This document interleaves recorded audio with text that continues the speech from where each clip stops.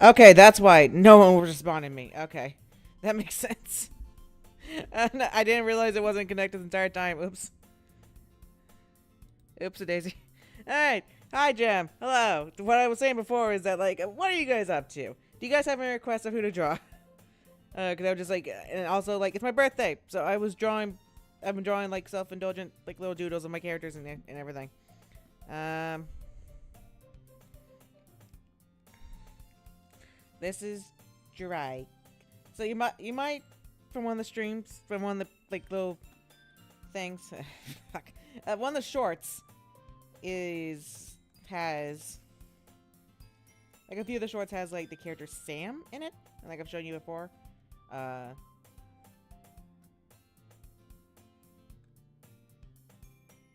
Like this lady.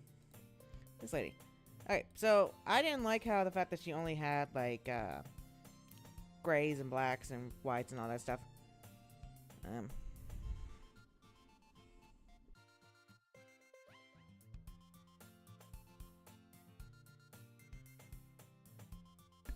Sorry, I was making sure I could actually you guys could actually hear me that time. And so I decided to round her out a bit by giving her the color orange. Like, round out the cast, I mean, with the color orange. Now I'm debating between myself with, like, this version, which kind of has, like, this morph mask and stuff. Gem Princess asks, are there any restrictions on who we can request? No. Well, I mean, so long as it doesn't violate TOS or whatever. But yeah, you go nuts. Preferably it's someone that I probably know, like it's if a has-been character, I probably will. It's probably a lot easier for me to get reference for that. But like, you know, any characters on the table, it's fine. Anyway, I'm gonna ramble on my OCs, and you're gonna watch and enjoy it. All right, all right. Okay, so so I was saying with Sam, is that I wanted to like round her out her color scheme to be orange, more colorful, because I felt like the black and white doesn't really work for like the cast I got, and also because like I had all the other colors except for orange, and now I'm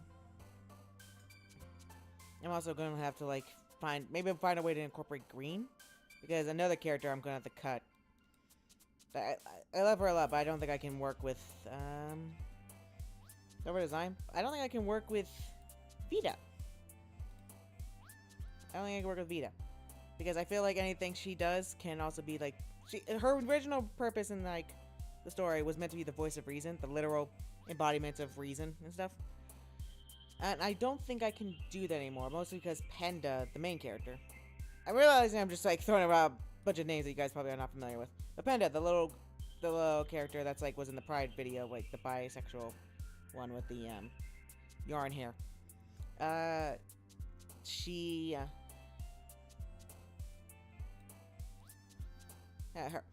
she, I felt like was already the voice of reason a lot of times, and like I felt like Vita was, because like in this it's meant to be kind of, the story is that it's about a woman named Panda who goes to talk to the various parts of herself and to work with them to figure out their problems, and like try to like find middle ground and all that stuff.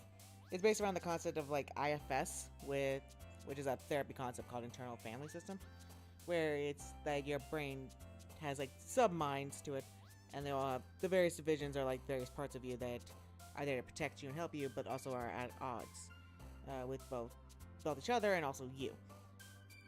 Because like you are the one that has a collective like consciousness, I guess, of all of them, and you understand you actually understand like most rational, the best choice for you exactly. So because of that, Panda felt like she was a much better voice of reason character, and Vita felt very superfluous, which is a shame because I really like her design. Anyway, back to Sam. Draggy. So like for a long time I was going for like this Slenderman design, and I'll be honest, I don't know why I was doing that. And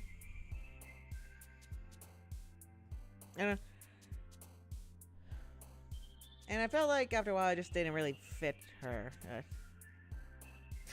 Gem Princess, insert collective consciousness from Metal Gear. I've never played those games, so I'm assuming it's a very funny like reference, but I do not know it. Anyway, Draika. I'm still kind of like messing around with the name or keeping Sam or anything like that. I don't know.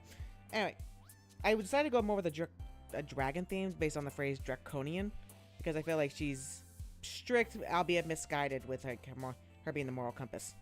And yes, that is actually like a little compass, like our little compass on like pendant on your keeplet. And basically what I drew today.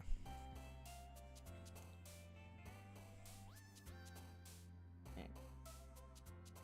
Now it's my birthday in my streams. I will draw whoever I want. Jem says, I like the orange you gave her. Thank you, Jem.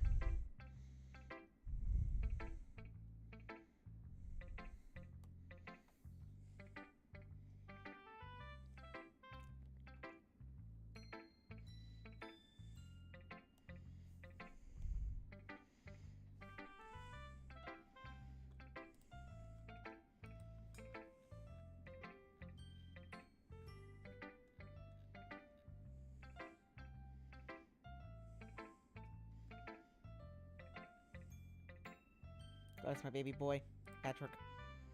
The embodiment of comfort. It's the boy.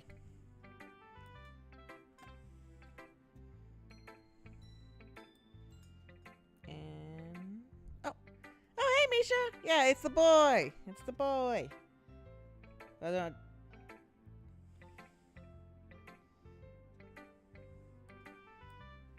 And the other boy, the Pablo. Say hi, Pablo. I'm putting him like higher on screen for clickbait. As you can imagine, like if I'm getting an audience of like 50 Pop fans, so if I lean into like demons and furries, I will secure a fan base. I will like ride her coattails. Like more parasitic than anything else. Like I'm just like hoping like I get to like a leech. I get to like drain some of the life force from her stuff, so I can continue making my own. So I may continue to grow. Okay. Misha, do you have any requests of like who do you want to see drawn? Like it can be from anything. Doesn't have to be my characters. It can also be from like any show or movie or something, so long as it's decent reference.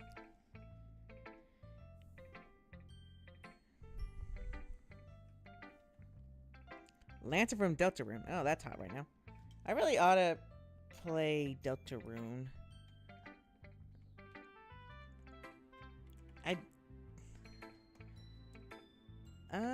Also as a request, how about Daisy from Super Mario and in her racing jumpsuit?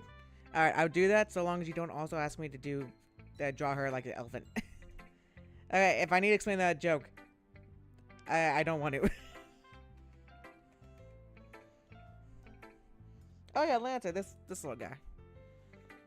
It's been a while since I played Chapter 2. I know Chapter 3 and like I think 4 is out, but I haven't. Or is it? I don't know. I have not played them, which I probably oughta.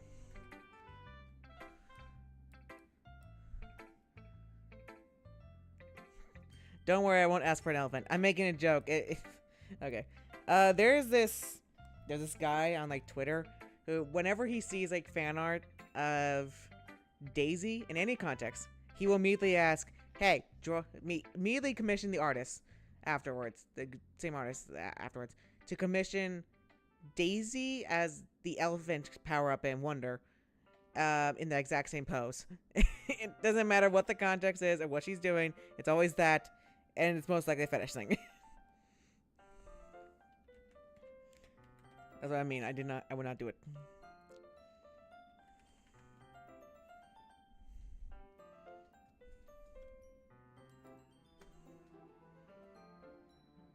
Oh, Jem says, oh, I know you're the guy you're talking about. Yeah, I was just trying to play along.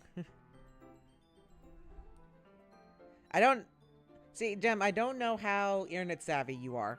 I don't know how, like, terminally online you are. It's like, or chronically online, whatever the word is. Yeah. So I just kind of assume that you are not privy to the depravities of the internet. Okay. Yeah, because I assume you also touch grass. That's my reasoning. Misha said, like, Zach Scott when he sees Daisy fan art, stand ready for my rival worm. Okay.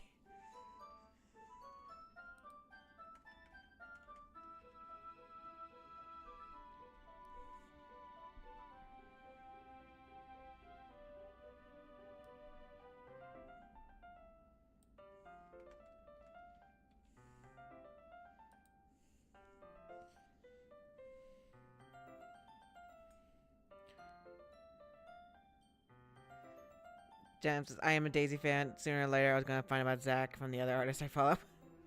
Oh no. Nothing but... Well, it's a tough world out there being a Daisy fan. Nothing but respect for our troops. Have a T-pose. Let me change the aspect ratio.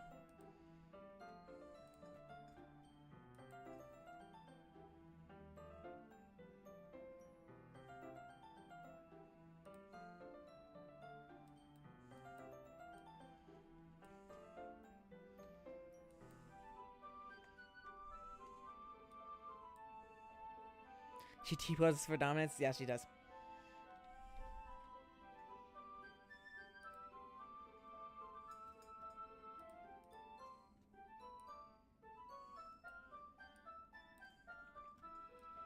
Draika and Daisy are very close in color scheme. You know, that's where we're out of the green, like the same way that she does. It's just that like Draika has black where she has white.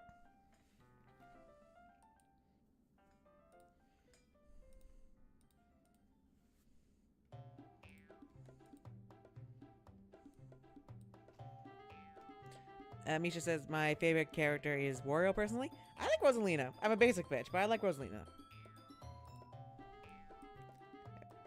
I really like Rosalina, Luigi. My favorite Mario character is Silver the Hedgehog.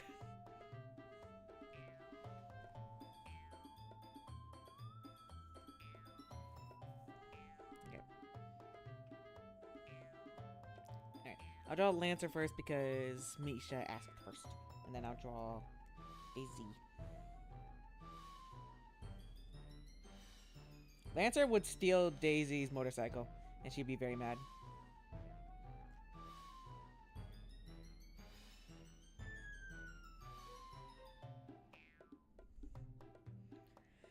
Daisy and Rosalina are my two mains in Mario games. Hell yeah. I also kind of like Peach, just because, I don't know, I like the pink. Pink and yellow, that's a good combo. Nietzsche says, I love Lancer, he's just a silly little guy. He's a menace to society. Like that, I don't think he is. I think he's just... He tries to be a menace to society, he just fails. The same way that Papyrus does.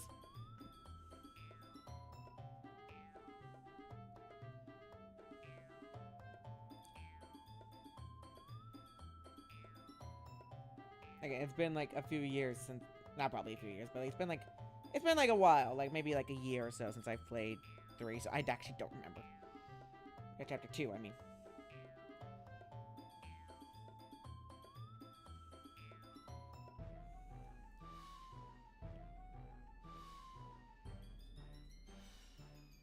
Alright guys, get ready. I'm gonna draw the shittiest bike in the world.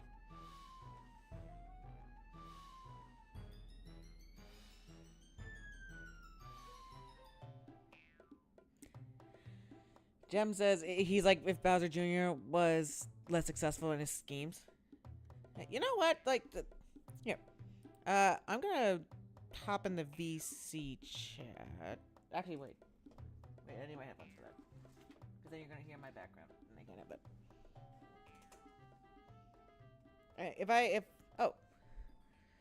Hey, can you draw PMDOCs, Pokemon in other words, as well?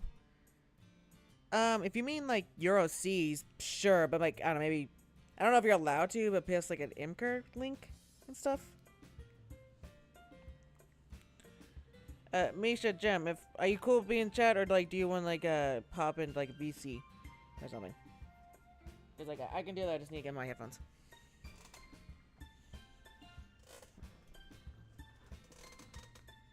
Ignore my loud ass chair.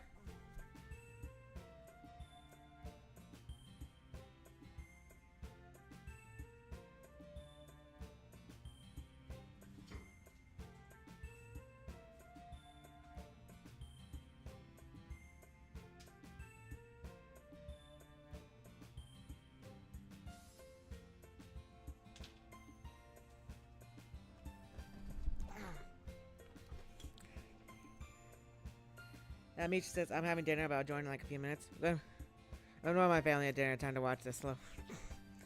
Alright. Coward. You just don't immediately, like, pop in? Like, what are you? What, you have, like, a life? Ew. more important than like playing games with me? Or not even playing games, just like commentating while I'm drawing some stuff.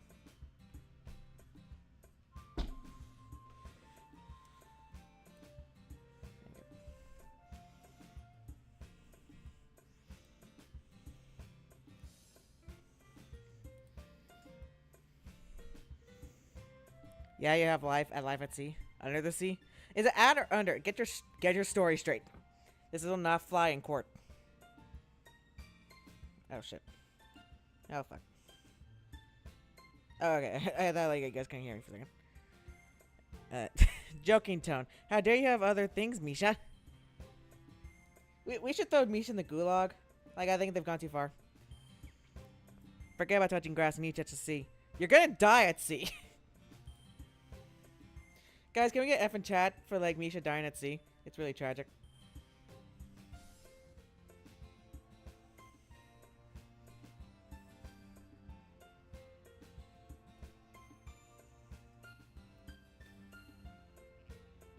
Thank you, Jim.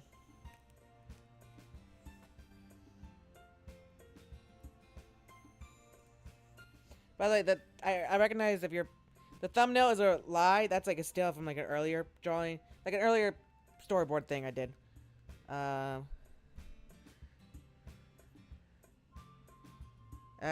Cross asks, is it alright if it's an OC duo rather than one? I mean, it would depend. Like, I probably will draw it, but again, you're not getting much more than a doodle. It's probably gonna be off-model doodle at that. Misha says, put those Fs away. Bears are great swimmers. That's a joke that only you and I are gonna get. I mean, and Jeff, no one else watching. No other, like, one person watching.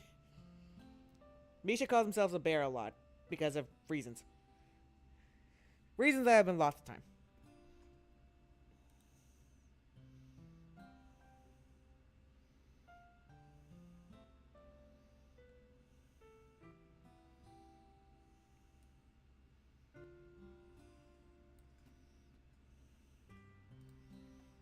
Okay. Ah, gotcha. Mystery shorts.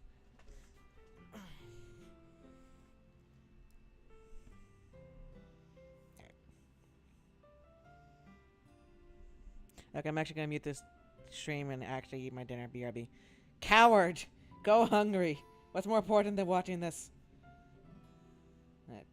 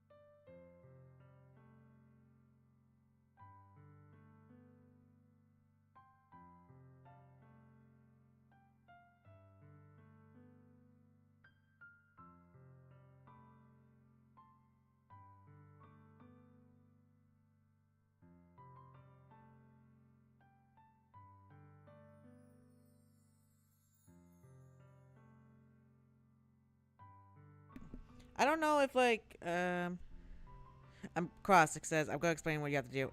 Okay, no, let's not. Trying to like that's not gonna be good. Let me. Alright. Because like whatever you like suggest is gonna have to like. Well, no, I'm saying Relax. What I'm saying is that, like, if I can't get the visual reference, it'll probably be difficult. Um, if you want, like, maybe if you press Imgur, and then upload Imgur, and then, like, click the link, or copy paste the link, except, like, move, like, the www, whatever, and then have a slash separate from, like, the numbers. And I think I could be able to see it by then. Cross said, do you have a Discord or anything else? I do. I do not want to give that out to strangers. Which is why I'm suggesting the Imgur thing. I guess if you have a Twitter, I actually don't really know, honestly. If you have a Twitter and you post it there, I can look it up or something. Like, some sort of social media.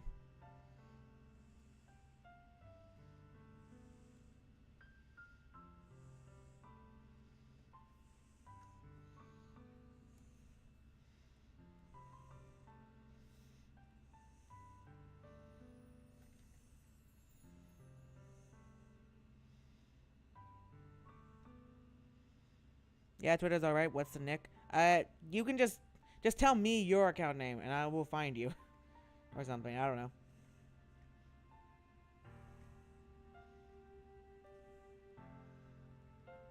I mean, I guess I can, like, also... I don't really use Twitter too often, so, like, I guess I can... Twitter should be the same as, like, my YouTube account, like, AJ-The-Bumblebee.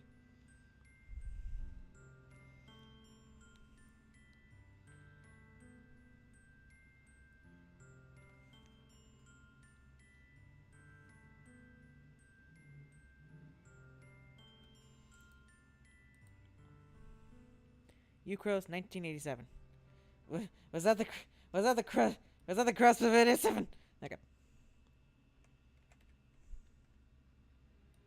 By the way, unrelated, but when I open up Twitter, there's like a trend about like build a neurodivergent bag. Horribly tempted because I already have like I already have a bag I made by myself.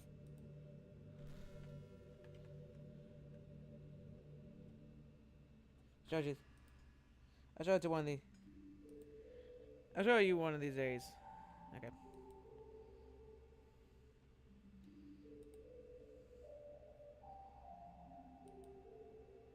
Alright, I found your, like, Twitter, I think. It's called, Jem says, you beat me to the 87 joke, AJ. It's called lightning fast reflexes. You gotta be quicker than that. Okay, I found your Twitter, but I'm not finding anything. Do you want me to draw, like, ink sands? Like, from your profile pic? I don't know.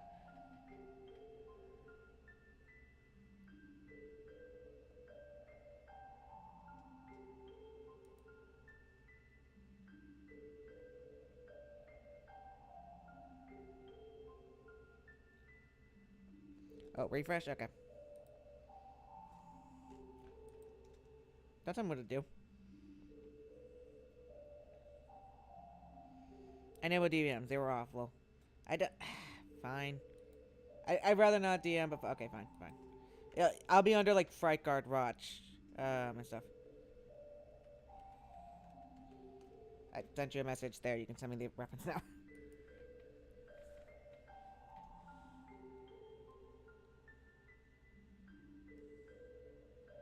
The reason I don't like using DMs is that sometimes I think people get like, a little too... I don't know. A little... sometimes people get a little too comfortable in them. I'm not saying you're going to or whatever, but I am just saying it happens.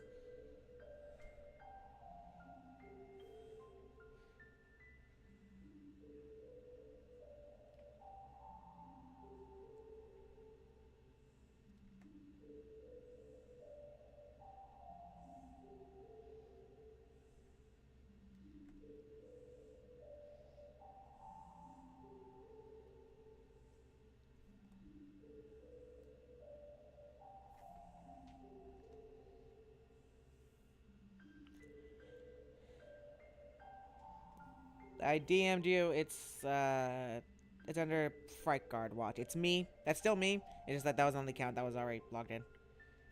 Rest in peace, Fright Guard Watch. I don't know if I'll ever get back to that, unfortunately. But I don't know. That was like a FNAF fan comic I was working on for a while, and then I got burnt out, so I can't really work on it anymore. Also, just like I don't know. I haven't really been that big into horror lately, or really horror dramas either. So I just, uh,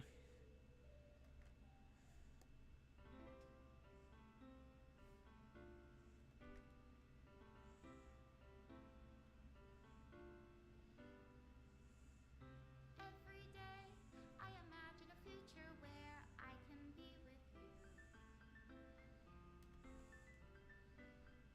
In my hand is a pen that will write a poem of me and you.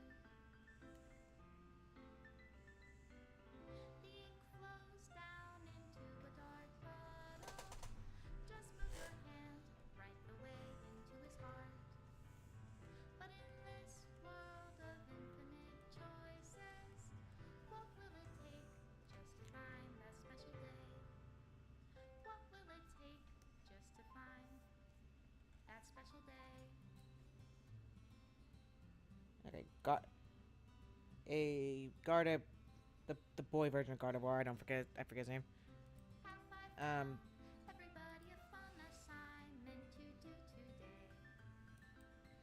and like When you're here, everything that we do a is little right, fun for them anyway. oh, like a Raichu evolution guy. When I can't even read my own feelings, what good are words Not even. when a smile says it all? And if this world won't write me an ending, what will it take just for me to have it all?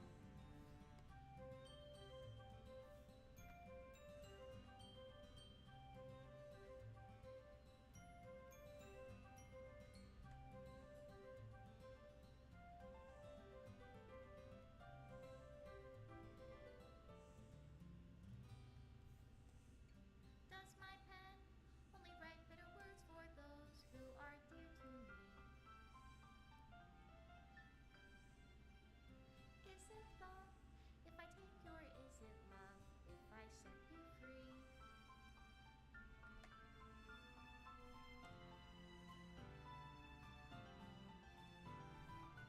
The ink flows down into a dark puddle. How can I write love into reality? If I can't hear the sound of your heartbeat, what do you call love in your reality? And in your reality, If if I I don't know don't know how to how to love love you, you. I'll leave you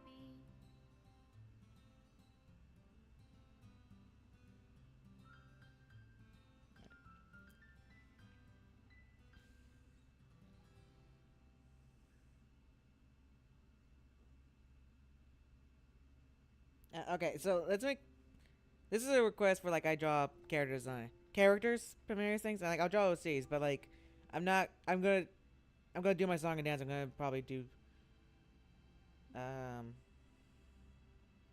all that and everything. So I may draw them in a ways that you don't necessarily want them to be drawn or whatever, because I just what I would do.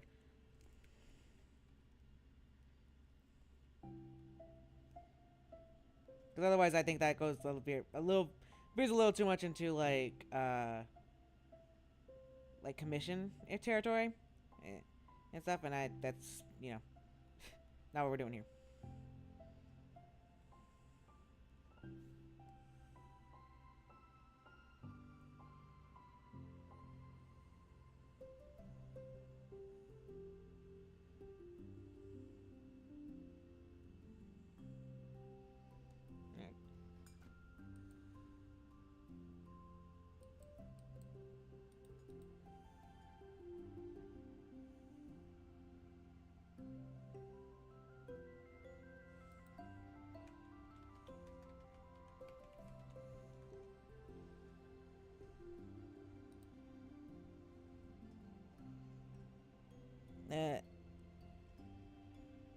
Uh, as I Asteroid. Oh, okay, that's what you're trying to say. Asteroid said your OC character is so cute. Wow.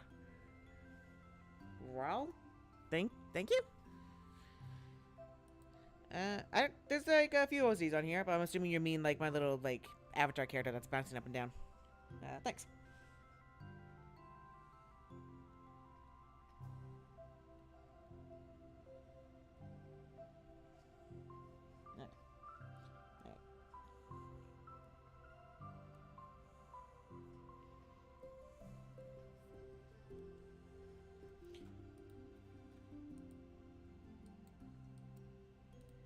I'll draw the bright chew OC because he's fluffy. I like that.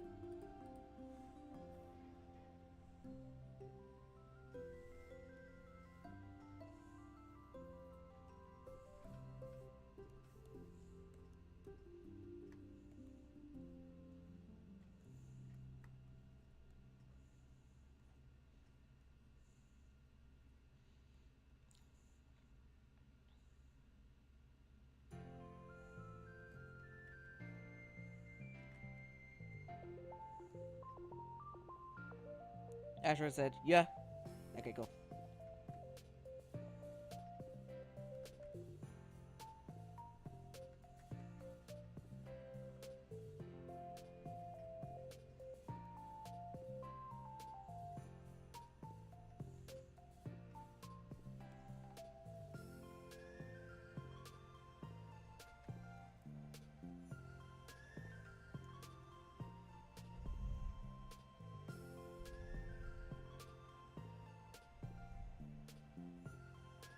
If you're wondering why Flux, your character, has those rainbow tears, and you're curious, feel free to ask.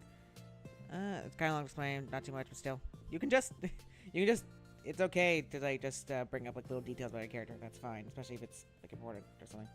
I can't guarantee I'll draw it, but like it's fine, so long as you don't write a wall of text or something, because then it's spam.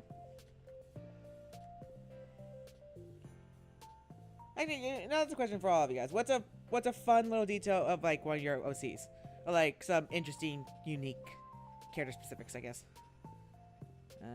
I'll finish drawing this right here, and then I'll tell you like one of mine or whatever.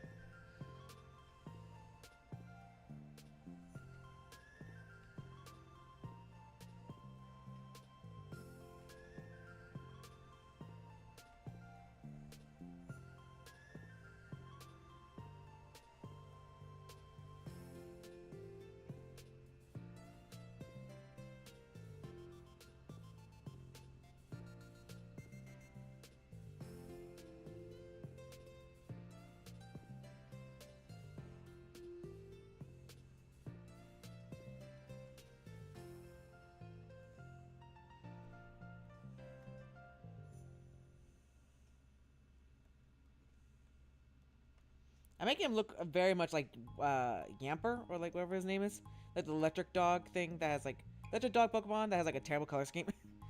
I don't know why they thought piss neon yellow would be like a good color scheme. You could have like made him gold yellow or something. I don't know. Yamper, I think his name was.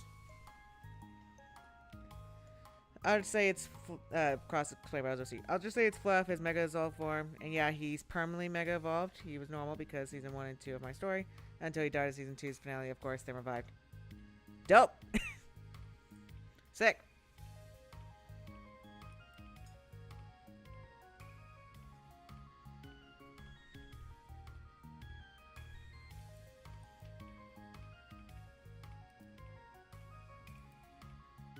Oh god.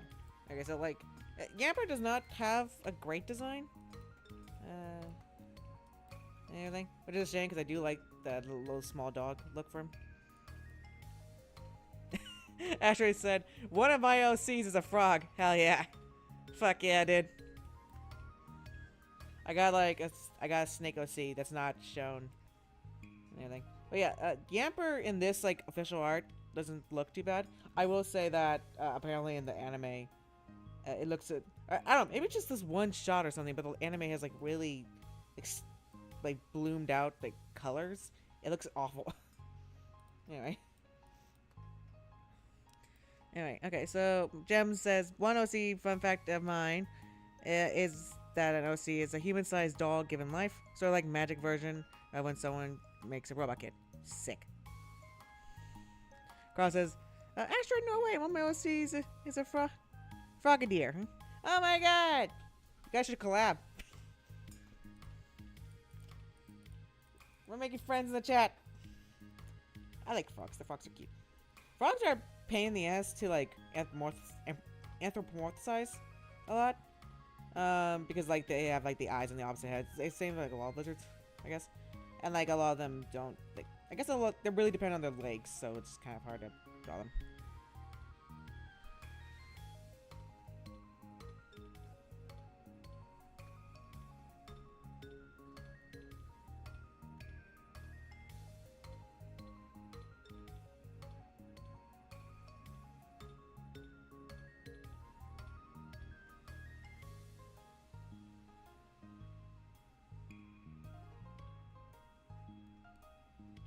Here you go. I drew him. Oh wait. Yeah, I drew him. I drew him. I'll send you a picture of the doodle.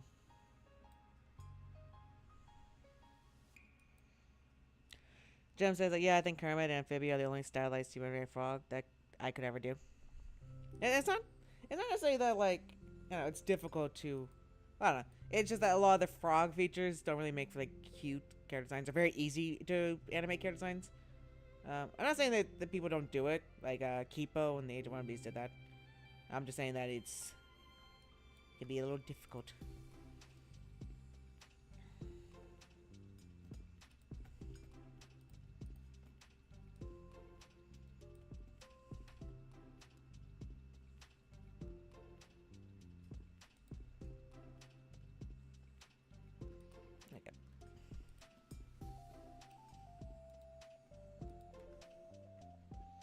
I sent you the doodle. Costa's honestly amazing. I'm glad you like it. Yeah, you have it in your DMs now. There. Okay. Anyone else? Anyone else you guys want to see?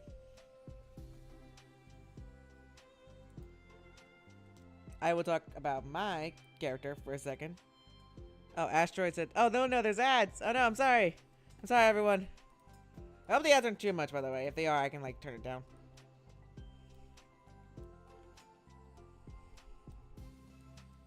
Alright.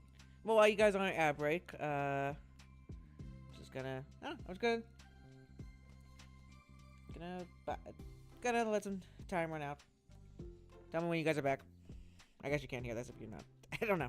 I don't know how these necessarily work on this end.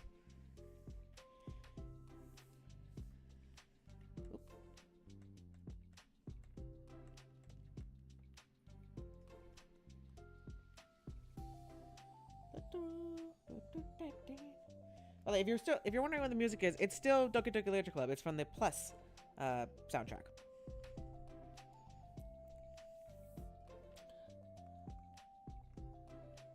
I'm gonna draw Yamper. I've already told you guys that one of my favorite Pokemon is like I'm not a fan of Pokemon that much really, but I really like Fennekin because like it was my starter in like X and Y. And one of the reasons I like Fennekin so much is that A, it's fire, which like I like that kind of stuff.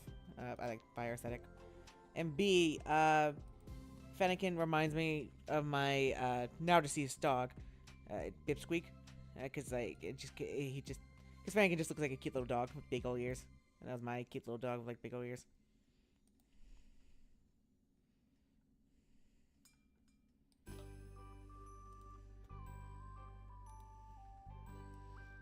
Yay!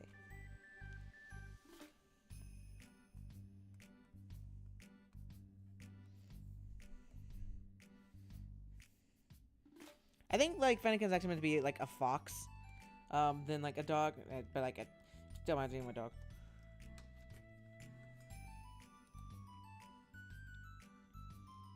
I'm gonna get a picture of him, and none of you can stop me.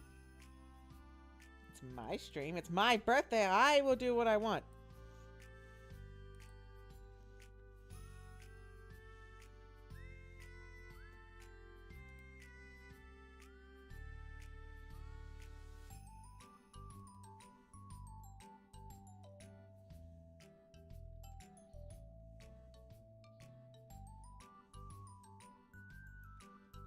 Oh, yep, there he is. He's very blurry. But this is Pipsqueak. This was Pipsqueak. He passed away a year ago, at the age of 15 and a half, so he lived a long, doggy life. But yeah, look at this good boy.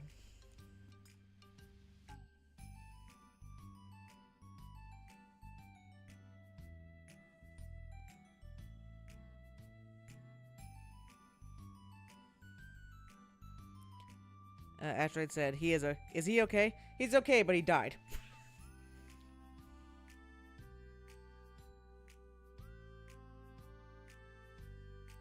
I'm sure there's a delay there, but that's pretty funny.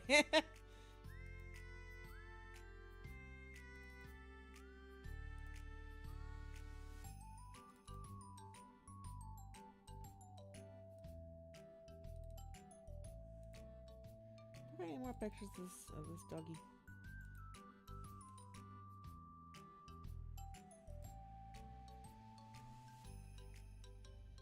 I know I have more of him, I just can't find any more.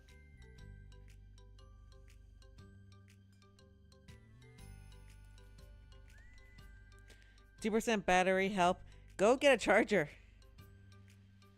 Okay. I guess it's the only other picture I have. He has like, you can't see in these like pictures, but like, yeah, he had like a very cute little bandana. I put it like, Astrid said, "Happy B-Day. Thank you. Now go charge your phone." When I was, and I put the little bandana he had like on his grave, on his gravestone. I like, I don't know. He was such a good boy. Yeah, yeah, he's my baby boy. He's my baby boy.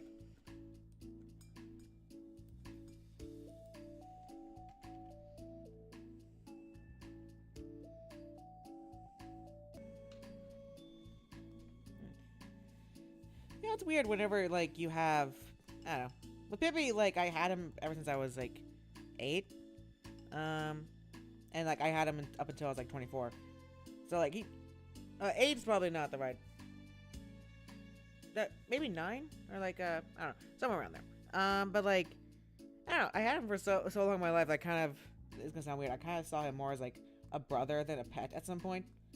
It's just that it's one of those things where he's been in there for so long. The idea that he could die is not something that you really registered. But you know, it's been over a year. I'm okay now. Of course I miss him every day, but like, I'm just glad that he was in my life. I didn't mean for this to get sad. I'm sorry, everyone. Let me draw like the fox and dog.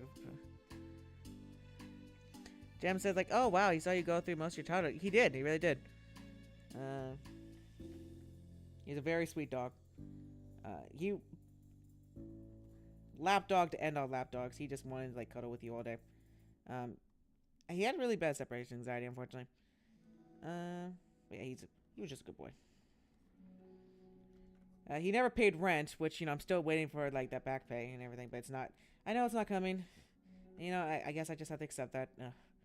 Now, if his cat sister Pumpkin would pay rent.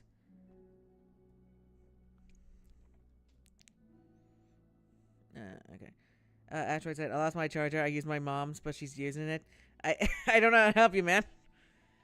Jem says, "How about Rouge the Bat is my next request?" Sure. Let me just finish up this Fennekin sketch. Alright.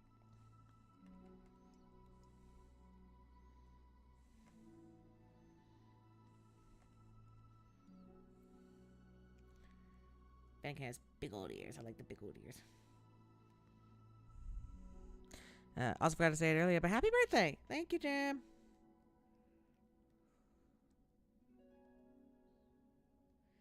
Oh, 1 second. Okay, so my boyfriend's Dutch, and I see that he's awake right now. I'm gonna go yell at him in the DMs.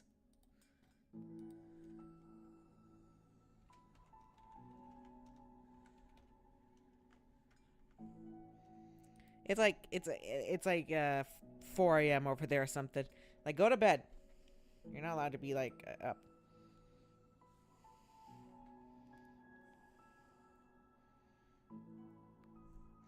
You finna make me cry? Well, I'm sorry. That's why I think that might be like a bit of delay or something on your end, because like unless you're talking about you're gonna cry over my boyfriend being awake at like 4 a.m. Which I'll be honest, I don't think it's that sad, but you know what? You do you.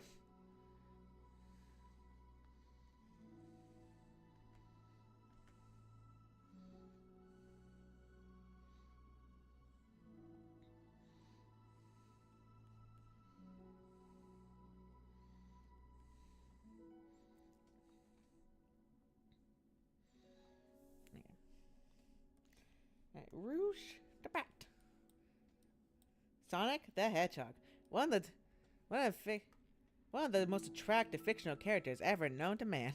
Ever known to history. I don't remember how the exact bit went. I'm a fake fan.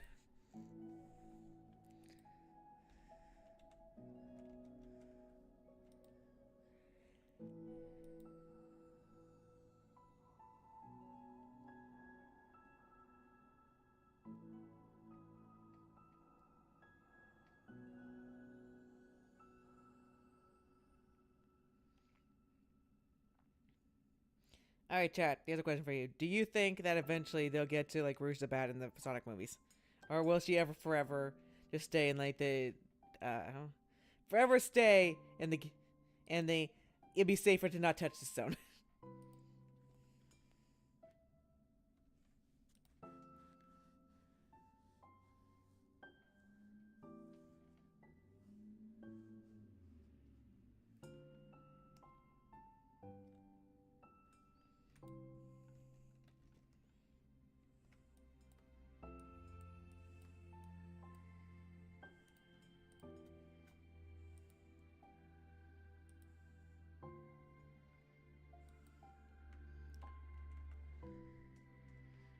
It's 2 a.m. in my country. Well, also you should also go to bed. It's only like 10 p.m. over here. I mean, it's still pretty late where I am, but you know.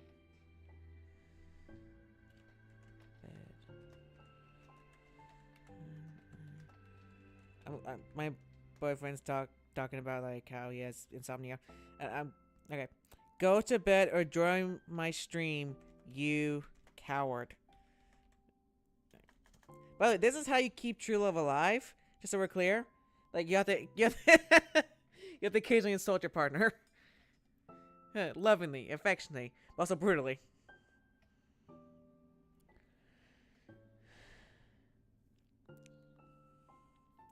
Asteroid, my mama about to whip my I'd be concerned for you. I'm sorry to hear that. I hope that's a joke. No, wait. Jem says either that or she'll be the one character to turn into human. Talking about Bruges being the movies. Maybe. A lot of people were theorizing that like that one officer girl from like the third film was gonna be her, but nope.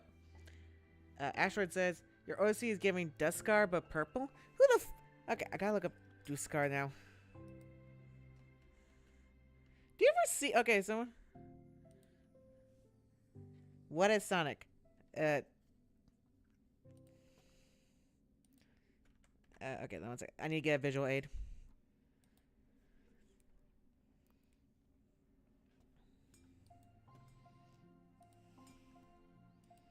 Okay. This is Sonic. This is a Sonic. This right here, this is Sonic, okay? Alright, back to Rouge.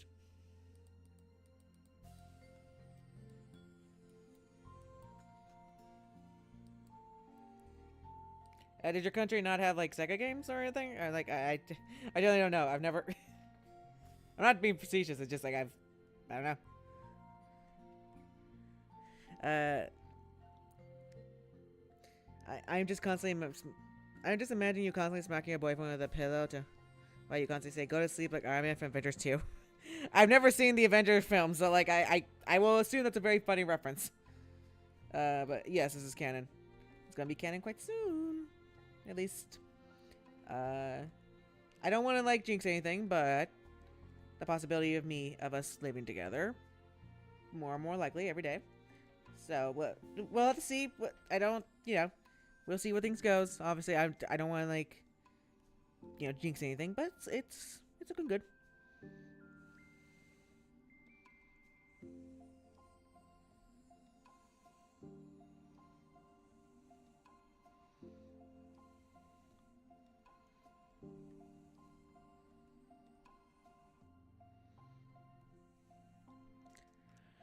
Fingers crossed for y'all. Thank you, Jem.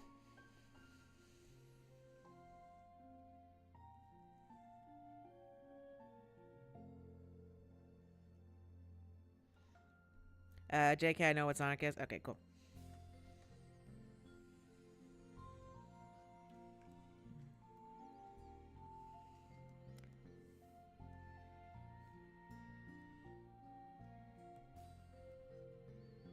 It kind of annoys me that Bruges doesn't have bangs.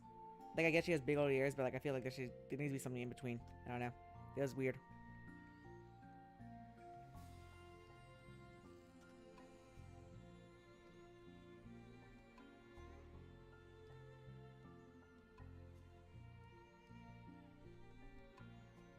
Yeah, but different language, I guess. What?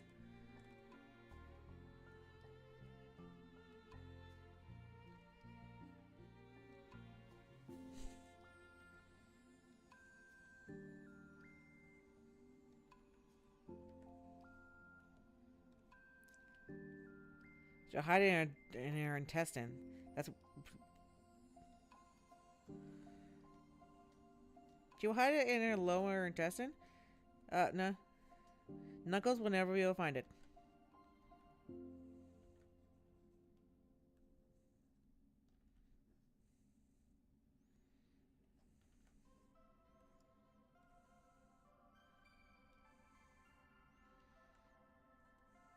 I have this really bad habit that when I'm making something very obviously cartoony and stupid, I still have to be like on model.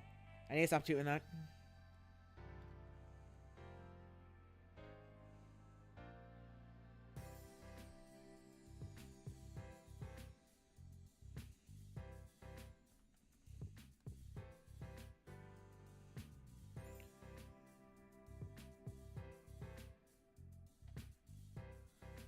Oh.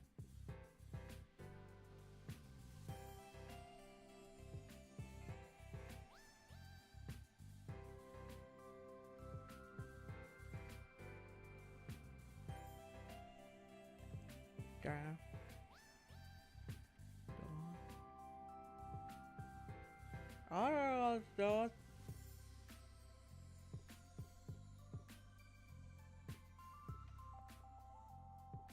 you need to break the models like a Kit Kat bar? Exactly. Okay. Astrid, what do you want me to do with this information? My biggest dream is to see Jason Voorhees in a maid dress. Go on like Rule 34 for like 20 seconds. You'll find like 50. Is that your roundabout way of asking me for a request? Okay, fine. Fine, why not? Why the fuck not? Well, I've only ever seen the first Friday the 13th movie. If you don't know, Jason Voorhees is actually not the killer in that film. It's his mom. That was neat. Meme.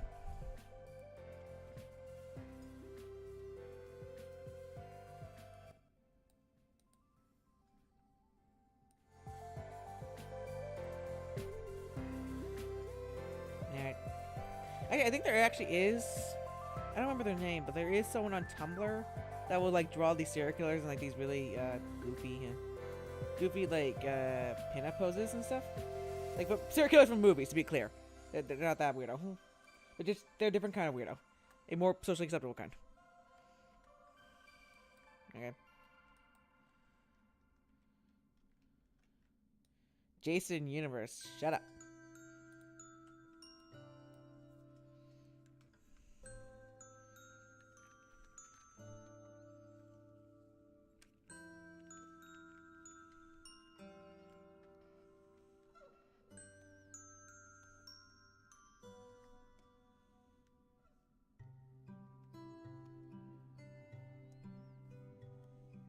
Okay.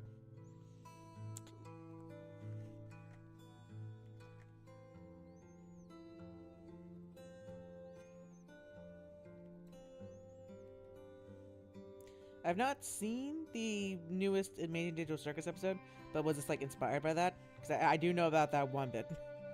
Yeah. As we're going, yeah. I appreciate the enthusiasm.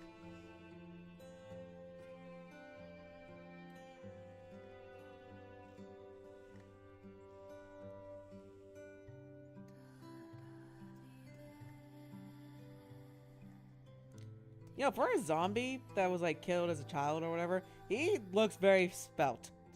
Like, what's his routine? I need to emulate it.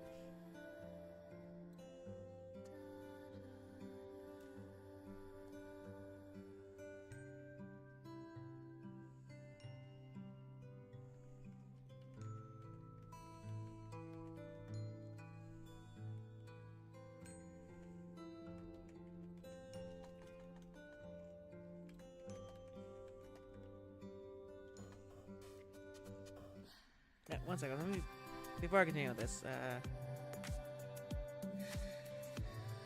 none of these bitches are the right one.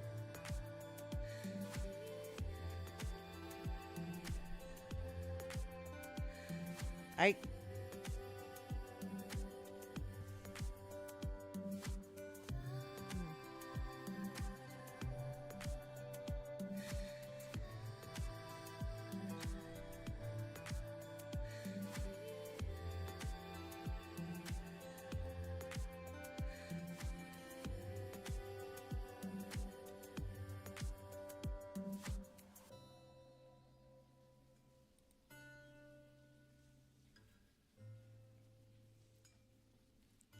Sorry, I'm trying to find like the artist I was talking about earlier with the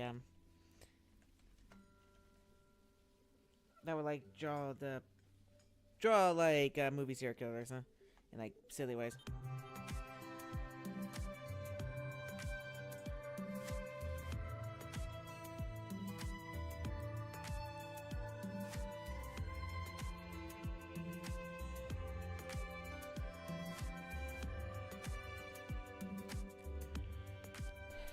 What's he eating that he's not just bone? I don't know. Human flesh? Who knows?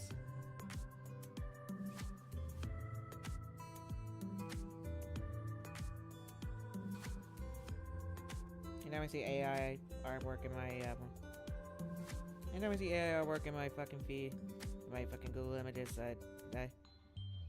I 3 angels die.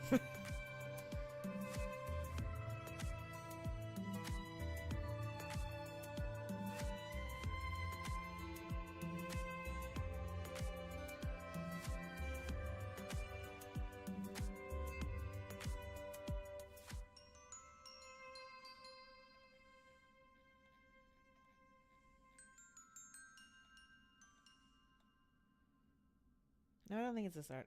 I thought maybe this is like this artist is close. It's not exactly because like I think it's a. They make a lot of weird ship. That's mean. They make a lot of ship art with Ghostface and Mike Myers. I think it's halfway joking, but also like some of the ways they draw them, it's just like okay.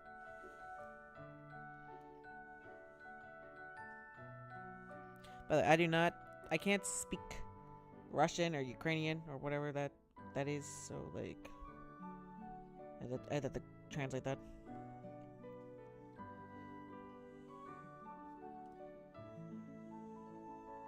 My mommy was checking my phone and found 40 pictures of Jason Voorhees on it, so she took it for a week and I just got back yesterday. I think your mom was in the right. Anyways, can you draw 007 and 7 next? Sure. Sure, okay. Are you that person that draws the ship art with like the Jason Voorhees and like Michael Myers?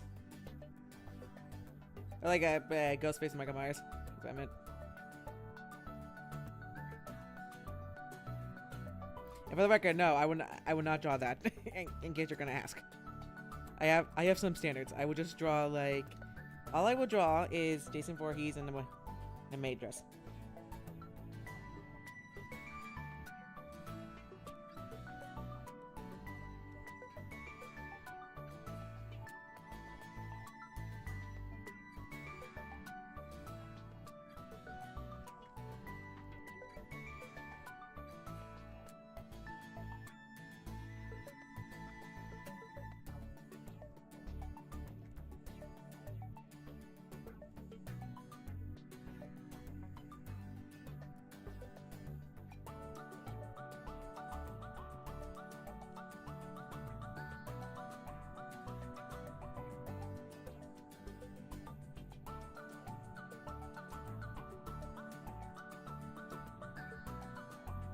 Ooh, I put this on the wrong way by accident. Oops. Goodbye, reference. Okay, 007 and 7. I'm assuming that's like a James Bond type character, right?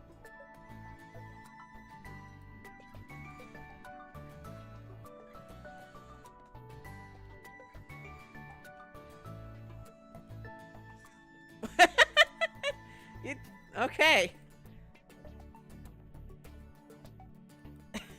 So I was wrong. This is not exactly asteroid, maybe. You knew it.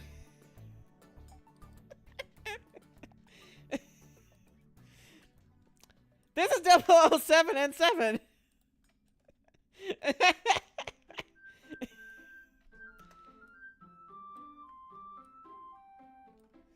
Okay.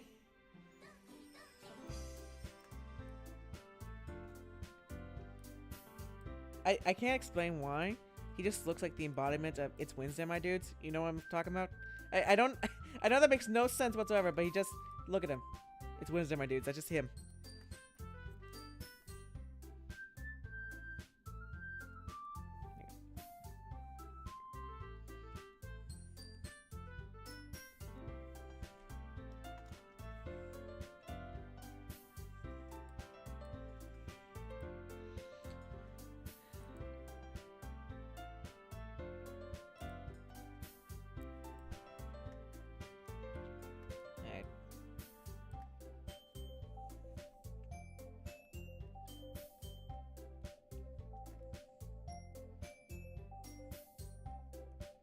You so sick of it? Thanks. I don't know what that means, but thank you, I guess.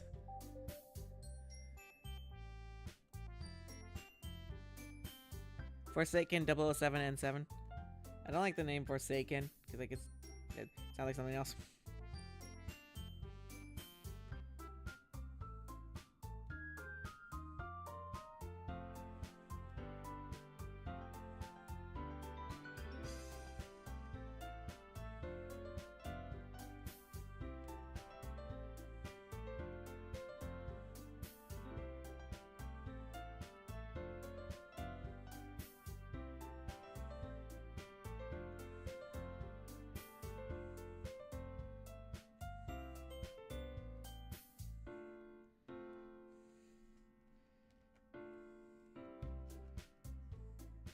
Yeah, my wife.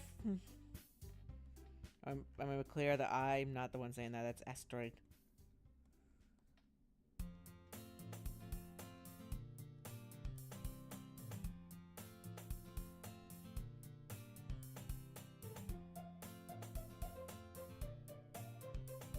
Okay, so this like the shirt that he's wearing, it's exactly my problem with like drawing frog anthropomorphic characters because they look like this. That's my issue.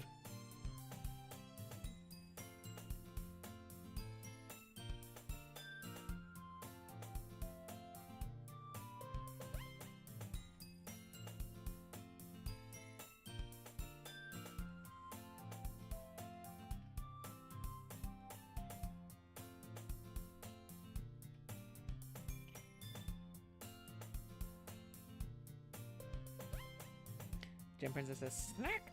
Yeah. Gem, I thought you were gonna join me on the call, you fucking coward. Where are you?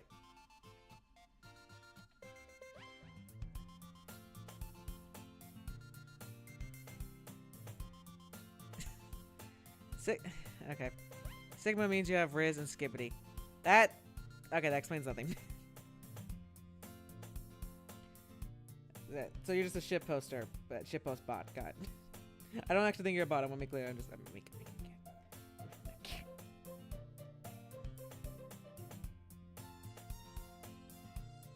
What's the replacement word for oof? The replacement sound. It's like, how do I? Is there like an official way to spell that?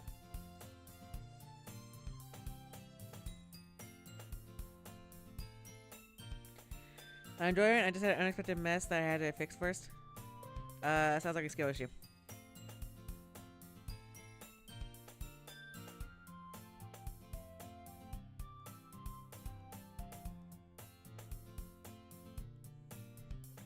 I'm ashamed to admit that the only time I ever played Roblox was to play fucking Rainbow Friends. And the reason was because I had like I had a commission where I had to draw, where I had to like do storyboards for like a Rainbow Friends video for like Tunes and Tunes. That's the only regret I ever have in life. No, it's like, I'm glad I got the experience at least, but like it is also just like I did have to. That's the only reason I have Roblox downloaded on my computer.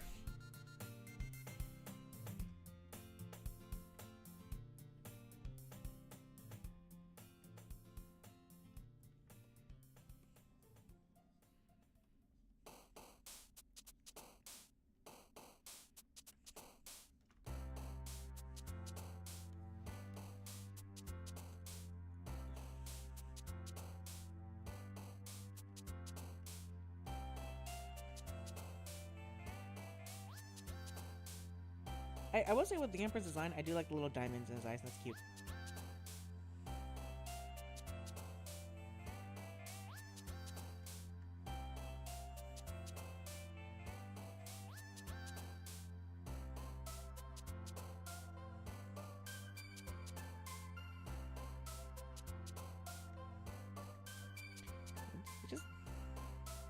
I would have said, nah, not a what? What'd I do?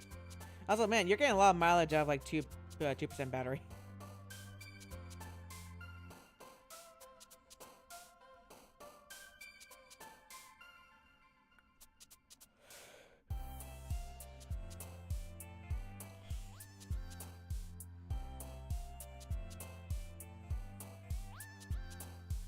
Meow.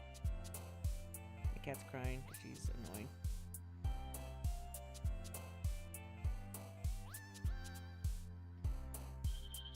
Yeah, maybe she's not annoying. I think she might be a little sick. I have to take a care of that. But also, that's caught crying. But also, I think she just wants attention. We are forsaken, we are forsaken, we are forsaken, we are forsaken, we are forsaken, we are forsaken, we are forsaken, we are forsaken, we are forsaken. Okay.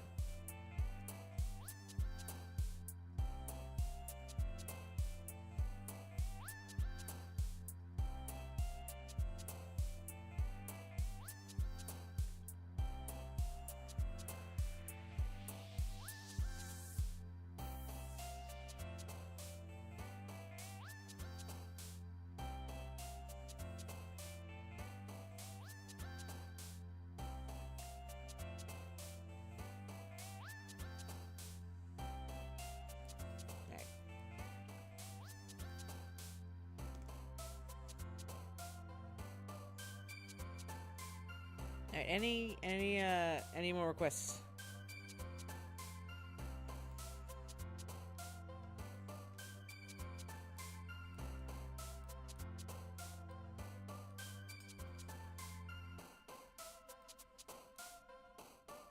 No, I forgot to.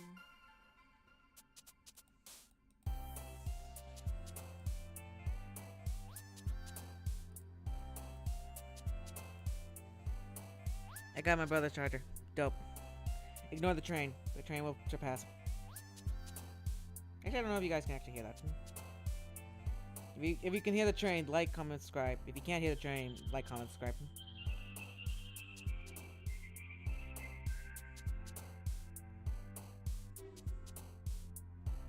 The illusion of free will. Every path leads back to like, comment, subscribe.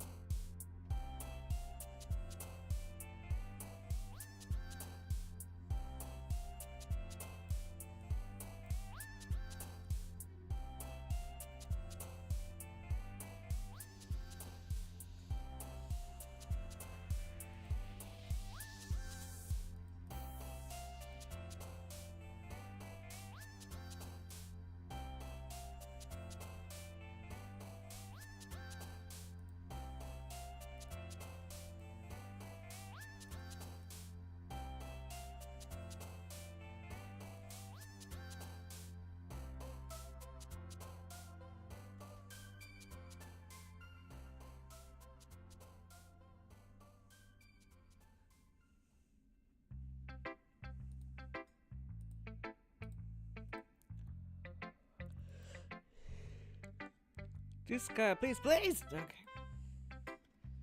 Let me look up Duskar. Hey, you know what? I will draw Duskar because I like pumpkins. I like pumpkin-headed characters. I really like that. I have like a little character plushie that's like that.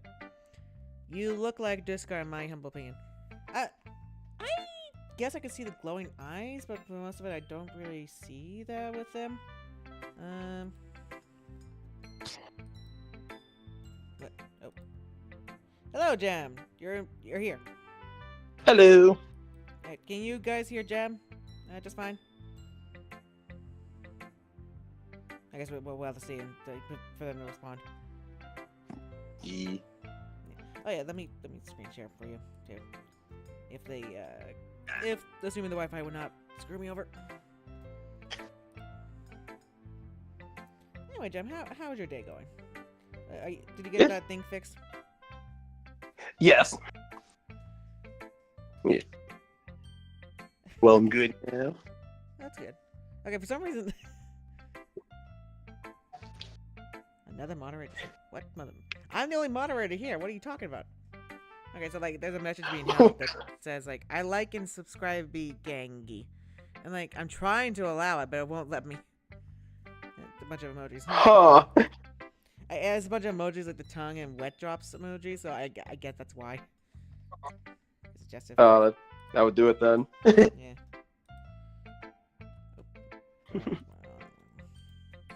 Anyway, Jem, what are you up to? Not much. But before I joined the stream, I was just mainly just send a few messages to my other friends, and that's about it. Base. Having friends.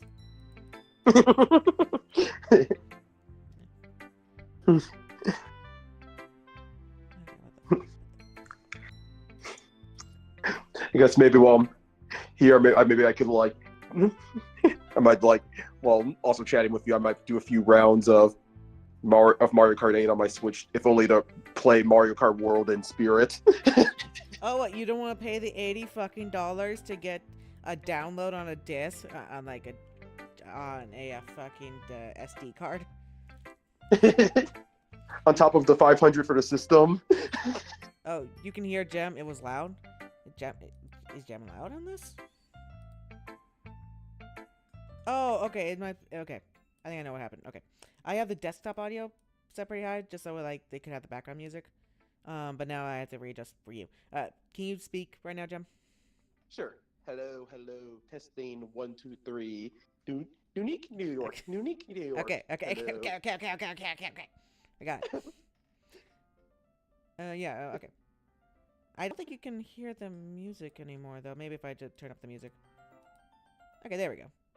The music will probably dip in and out, like, once Gem's talking and stuff. Alrighty. Alright. I will say, like, I get, like, the glowing eyes and, like, the dark hue, for, like, the face and everything. But I will say that this was not, I had no idea this character existed, so it was not on my radar. Pumpkin, you are fine, you have food! I've never seen this character before either. No. What I really... Oh, do I not have reference? No, I have reference to them. What was actually more inspired by was Snatcher from, like, Hat in Time. Because if you don't know, I love that game. Oh, I love that too. That's literally my top 10 favorite games list. Yeah, fantastic game, but just 10 out of 10. Except for, like, Seal Deal, but outside of that, it's a 10 out of 10. Yeah, the Snatcher. Yeah. Yeah. I love Snatcher so fucking much. He's my baby girl. Okay. Alright, let me draw, like, Duskar.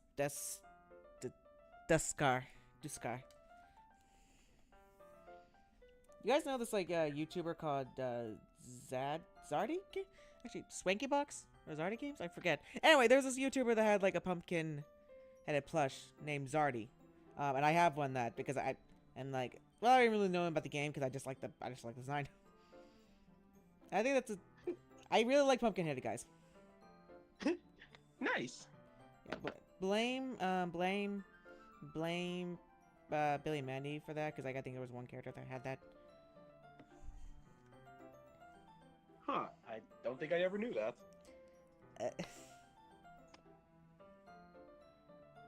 Okay.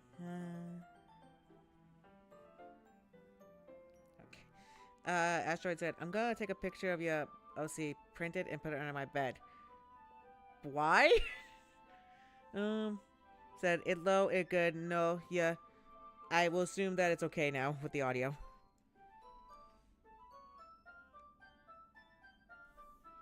I think that it has been a delay with Asteroid. That explains what some of the stuff going on. Let's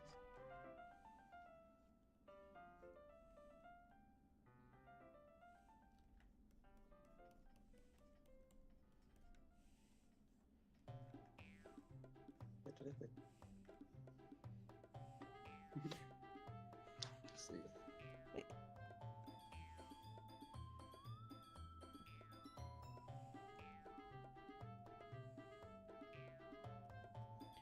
So, like, Jem, with your doll character and everything, is that like a life-size doll is like a mannequin situation or whatever? Or like, what was life, or is it like a Megan situation, Mithrigan situation? What do you mean by Megan scenario? Because like I know that movie, but what do you mean exactly by that? Well, I mean, like, it's like a living, like, child-looking, like, doll. And, like, it's meant to kind of look like... It's meant to look like a life-size child. Oh, yeah, then yes, like that then? Okay. Yeah, it's like... Ew. Oh, hey, Misha. Misha. If you are saying anything, we cannot hear you. Oh no, I wasn't talking. I was. I just said hello. And I was just listening.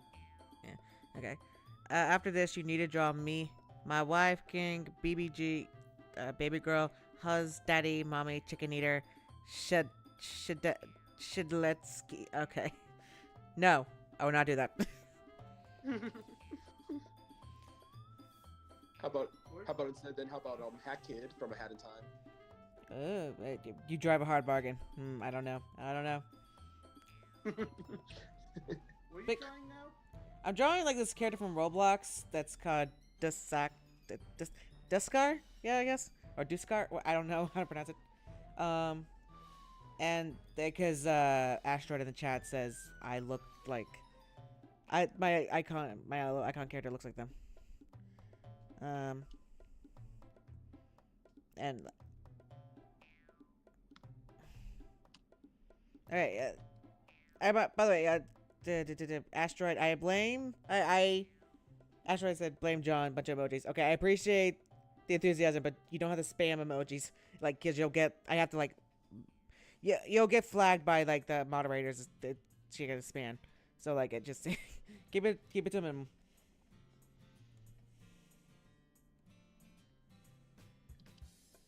What's your guys' favorite? What's your guys' favorite Hat in Time level? Ooh, chapter 2. What's chapter 2? That's the one where you're doing both with DJ Grooves and the conductor's various movies. Oh, okay. As you can probably tell, my favorite is Subcon Forest. I keep wanting to call it Valley for some reason. I don't know why.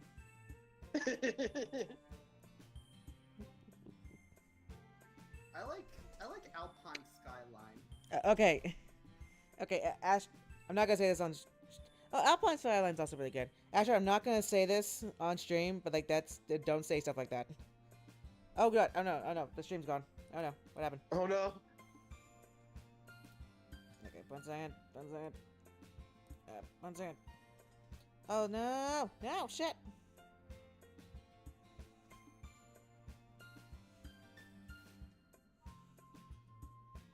No, oh no. Oh no, I lost so much stuff. No. Oh no! Oh no. Others. Oh, it's my son. Yeah. He's stealing Daisy's bike.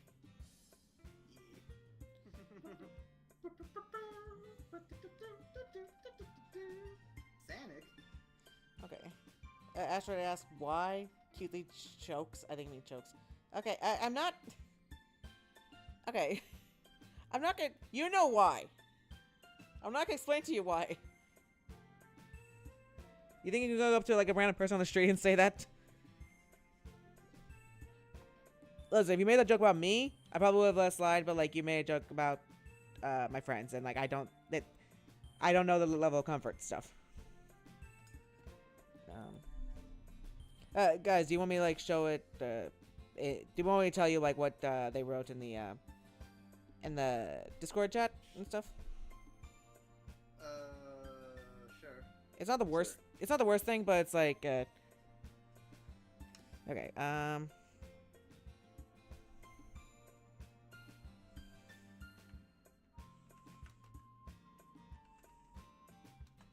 One second. I gotta do this like one. The way that the way that my computer set up is that I have the keyboard off to the side with my drawing tablet, like, because my drawing tablet is like really big.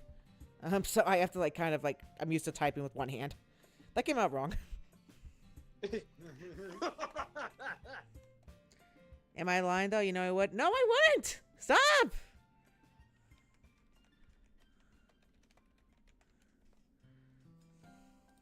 Seriously, like, if you don't stop it, I will have to ban you. My baby girl Jason, yeah, he's dead.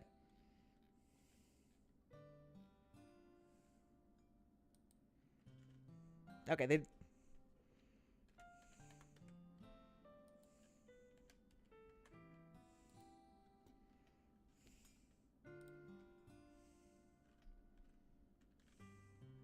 Wait, Jason Voorhees? Yeah, they wanted. You missed it because like my thing messed up. But like I drew, the asteroid asked me to draw Jason Voorhees in a maid dress. Oh.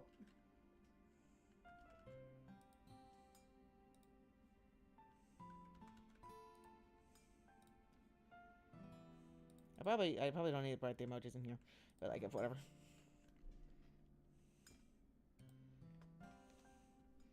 Yeah, this is what they sent. Okay. You're. Yeah. Okay. Let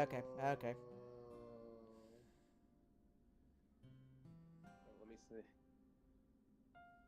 Oh, yeah. Yep. Okay. Yeah. Okay. Yeah, yeah, it's like, no, only friends are allowed to even suggest saying something like that to me. Right. And they also doubled down, like saying it wasn't a joke. Okay, no. Okay, we're done. Reported. Yeah, I was about to say. Yeah, like with the spamming emotes and stuff, I feel like they're. Yeah, it's kind of nuisance. Yeah. Okay. So like reported for harassment and also they hit it from the channel now. Bad. No. Banhammer. No. Bad asteroid. Oh, we were talking about Mega 3. Did you see the thing about Mega 3 beefing with the animatronics from Five Nights at Freddy's? I'm sorry, Megan 3? Megan 3? Is that the name of the fucking movie? Or Megan 2.0, or I don't know what this. I don't Oh know my what this. god. Fake fan! Robot- Fake fucking fan! Oh my god. Get off my I've fucking never stream. seen the movies. They look shit. No! The first Megan movie is great. It's first of all, it's She Mithrigan. wants to be Chucky so bad. No! It's not that at all. It's much better than Chucky. Actually, I haven't really seen Chucky since I was like, I don't know, 9. So I don't know. No, I shouldn't have seen Chucky at 9, but like, you know.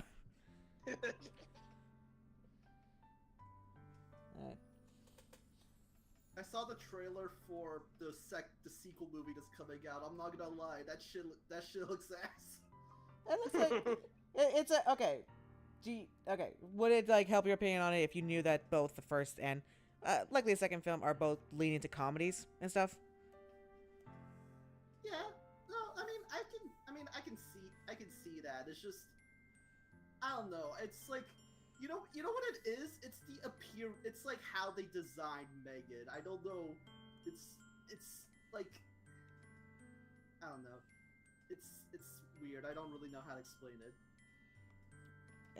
You just sound like a basic. You sound like a little beta cuck. You know that? Damn. See, I can make those jokes, Chad. Well, I can't argue with that. You pulled out all reliable. That's what you did. When in doubt, call the beta cuck. It works every time. Oh no, Bujo. But yeah, this is what I was talking about. Oh, let me see. We're gonna have to. You bitch ass Mick, and they're all like, okay. I'll show this on the stream. They're all. They're all from character like Twitter. So that's really funny. You know, it's funny because like also I did think that when I watched Megan and like this is after like the FNAF movie was announced, I was thinking, okay, so the FNAF movie is gonna have to go, like it's gonna have to live up to this, and it didn't because Megan's a much better film. In my mind, like Megan is what the FNAF movie should have been.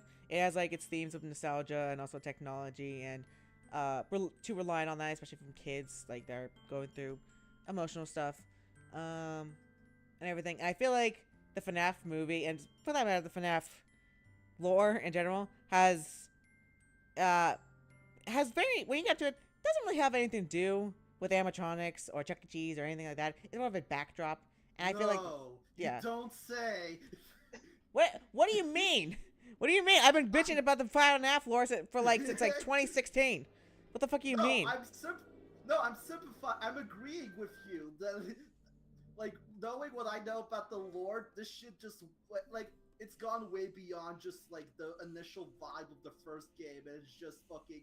I've described it previously as putting more stuff in an already like super packed suitcase that is tied up with duct tape. But I just realized is Megan being interviewed by Trisha Paytas? Is that who this was? I don't know. From Trish. I heard. I'm assuming. I don't know. I think. Anyway, yeah. Okay, so FNAF is just a big. Okay, I do not get FNAF's like weird obsession with like daddy issues. Like it just seems kind of like I don't know. But yeah, I don't think it really has anything to do. It has such a weird disconnection between the animatronics and like the actual plot. Like I feel like you could replace it with like Eddie Monster and like it would still fit. Especially like in later games when they kind of like move away from like the haunted animatronics bit, which I hate. Yeah. This has been AJ Rants About FNAF Lore, number 1,000,006. We'll come back next week when I talk again about how the lore sucks and how I was always fucking right, because I'm always fucking right, and everyone that like bitched about me for like the years of me criticizing the lore for any reason, over the last like 10 years, I was right, you're wrong, suck it. I believed you. I want to do like another like is that a real FNAF character quiz, but also like is that a real FNAF character? Yep, yeah, I did say that. Is that a real FNAF character quiz again? But also like I don't know how to make it convincing enough of the bullshit, because I feel like I don't have quite the right handle of insane nonsense that happens in the games and books, especially the books. Like it's a very specific kind of flavor of weird that it's very difficult to like grasp. You know what I mean? Yeah, it's Yeah, I get you. it's the throwing anything at the wall to see what sticks. Except this isn't like Transformers Season 2 where you're just doing whatever you want and it's fun. It's more just like I'm doing this because I don't really Just know what else weeding- to do at this ju- point. Just weeding it all over the place. Yeah, yeah.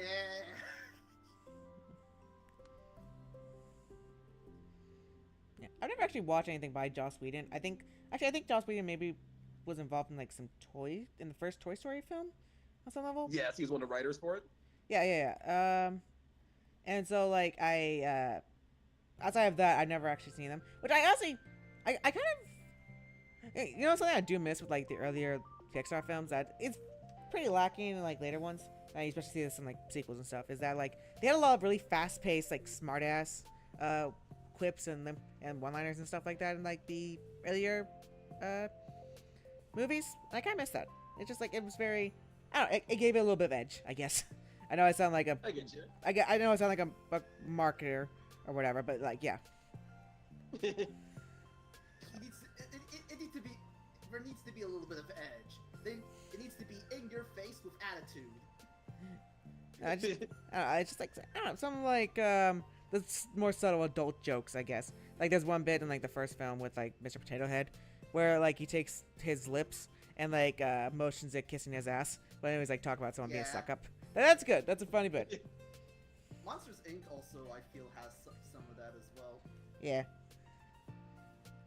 Yeah. I feel like movies like Monsters Inc. and Nemo, I can't ever have like unbiased opinion on, or like I can't ever see it with fresh eyes because like that's movies that I would watch a lot as a kid, and also my parents really loved it. So it's kind of hard for me to like see it differently now. What are your guys' favorite like Pixar films, or like not even that, like Pixar films that like you just really that are big parts of your childhood? Definitely Monsters Inc. Toy Story 2. Let's see what else. What other Pixar movies? I want to say Wall-E, but Wall-E already came out when I was reaching puberty. That still counts as childhood. Then Wall-E. Yeah, I'm said like part of your formative years, and like that was formative for you, not necessarily. So like it can be anything. Like I would think, like Inside Out came out when I was 15. I think that's a very formative film for me. Oh yeah, that did came out. Oh, Cars. Go on. I forgot about Cars. Why was it formative for you? That's what I was asking. It's funny. Okay. Mhm. All right, solid reason. I will say the first two car films are dumb fun. The third Cars film, the last third is good. The rest of it's very boring. Fair enough. All right. What about you, Jim? What about you, Jim? I guess mine would have to be the Toy Story, pretty much the first three Toy Story films since I was a kid during all those were coming out. Then Monsters Inc. and Ratatouille were the big ones for me. Yeah. Oh my god, I forgot The Incredibles. That was the biggest one. The biggest one that was formative to you, or just the Yeah. one you think is okay? Yeah, The Incredibles. I think the big three. Is that where you got your love of MILFs from? Ha ha ha ha ha. Am I wrong? That's not. I'm not here to know. I'm not here to know. Actually, the thing is, Helen Parr reminds me too much of my own mom for me to ever be attracted to her. That's me with anyone over the age of 40, honestly. Like, or like anyone over the age of 50. Really, like, you look too much like my parents. It's also why I'm not attracted to Lois Griffin or Marge Simpson. Huh. All right then. Or Linda Belcher. I feel like it's a wider range of like cartoon moms, really, like personality-wise. But like, okay. Anyway, why was The Incredibles formative? Well, I really like this sort of like. I'm trying to figure out how to say this. Like, firstly, the intro, everything involving the insurance company and Bob working there, genius, 100%, absolute cinema. Everything about it is just fucking it's so funny, so accurate, and as a kid, you don't realize that, like, it's just like, oh, this is a soul-crushing environment. Instead, you just think, oh, they're working at an office, and an office is boring because he's not a superhero. And then when you watch it as an adult, it's just like, oh, this company is actually the worst. And then you realize insurance companies are the worst, period. Yeah. Okay, so like your main takeaway is fuck insurance companies for that film. Yeah, but also I keep thinking, it's like, I feel like The Incredibles, it was made like, you know when you like make a story or something and you kind of have like inspiration specifically, like you have some inspirations related to the story that you want to tell, like for example with your Fake Parts of Panda, there's like stuff related to like Inside Out, obviously, and stuff like that. I feel like The Incredibles, it's very purely like Silver Age style comics, right down to like the 60s aesthetic, or the fact that it just takes place in the 60s period. Yeah, I think it takes place in the 50s actually, but yeah. Or 50s, yeah, but you know what I mean. Yeah, you know, I get that because like also I have like similar inspirations with like Inside Out because Inside Out is also based off like UPA style, and UPA is a very wide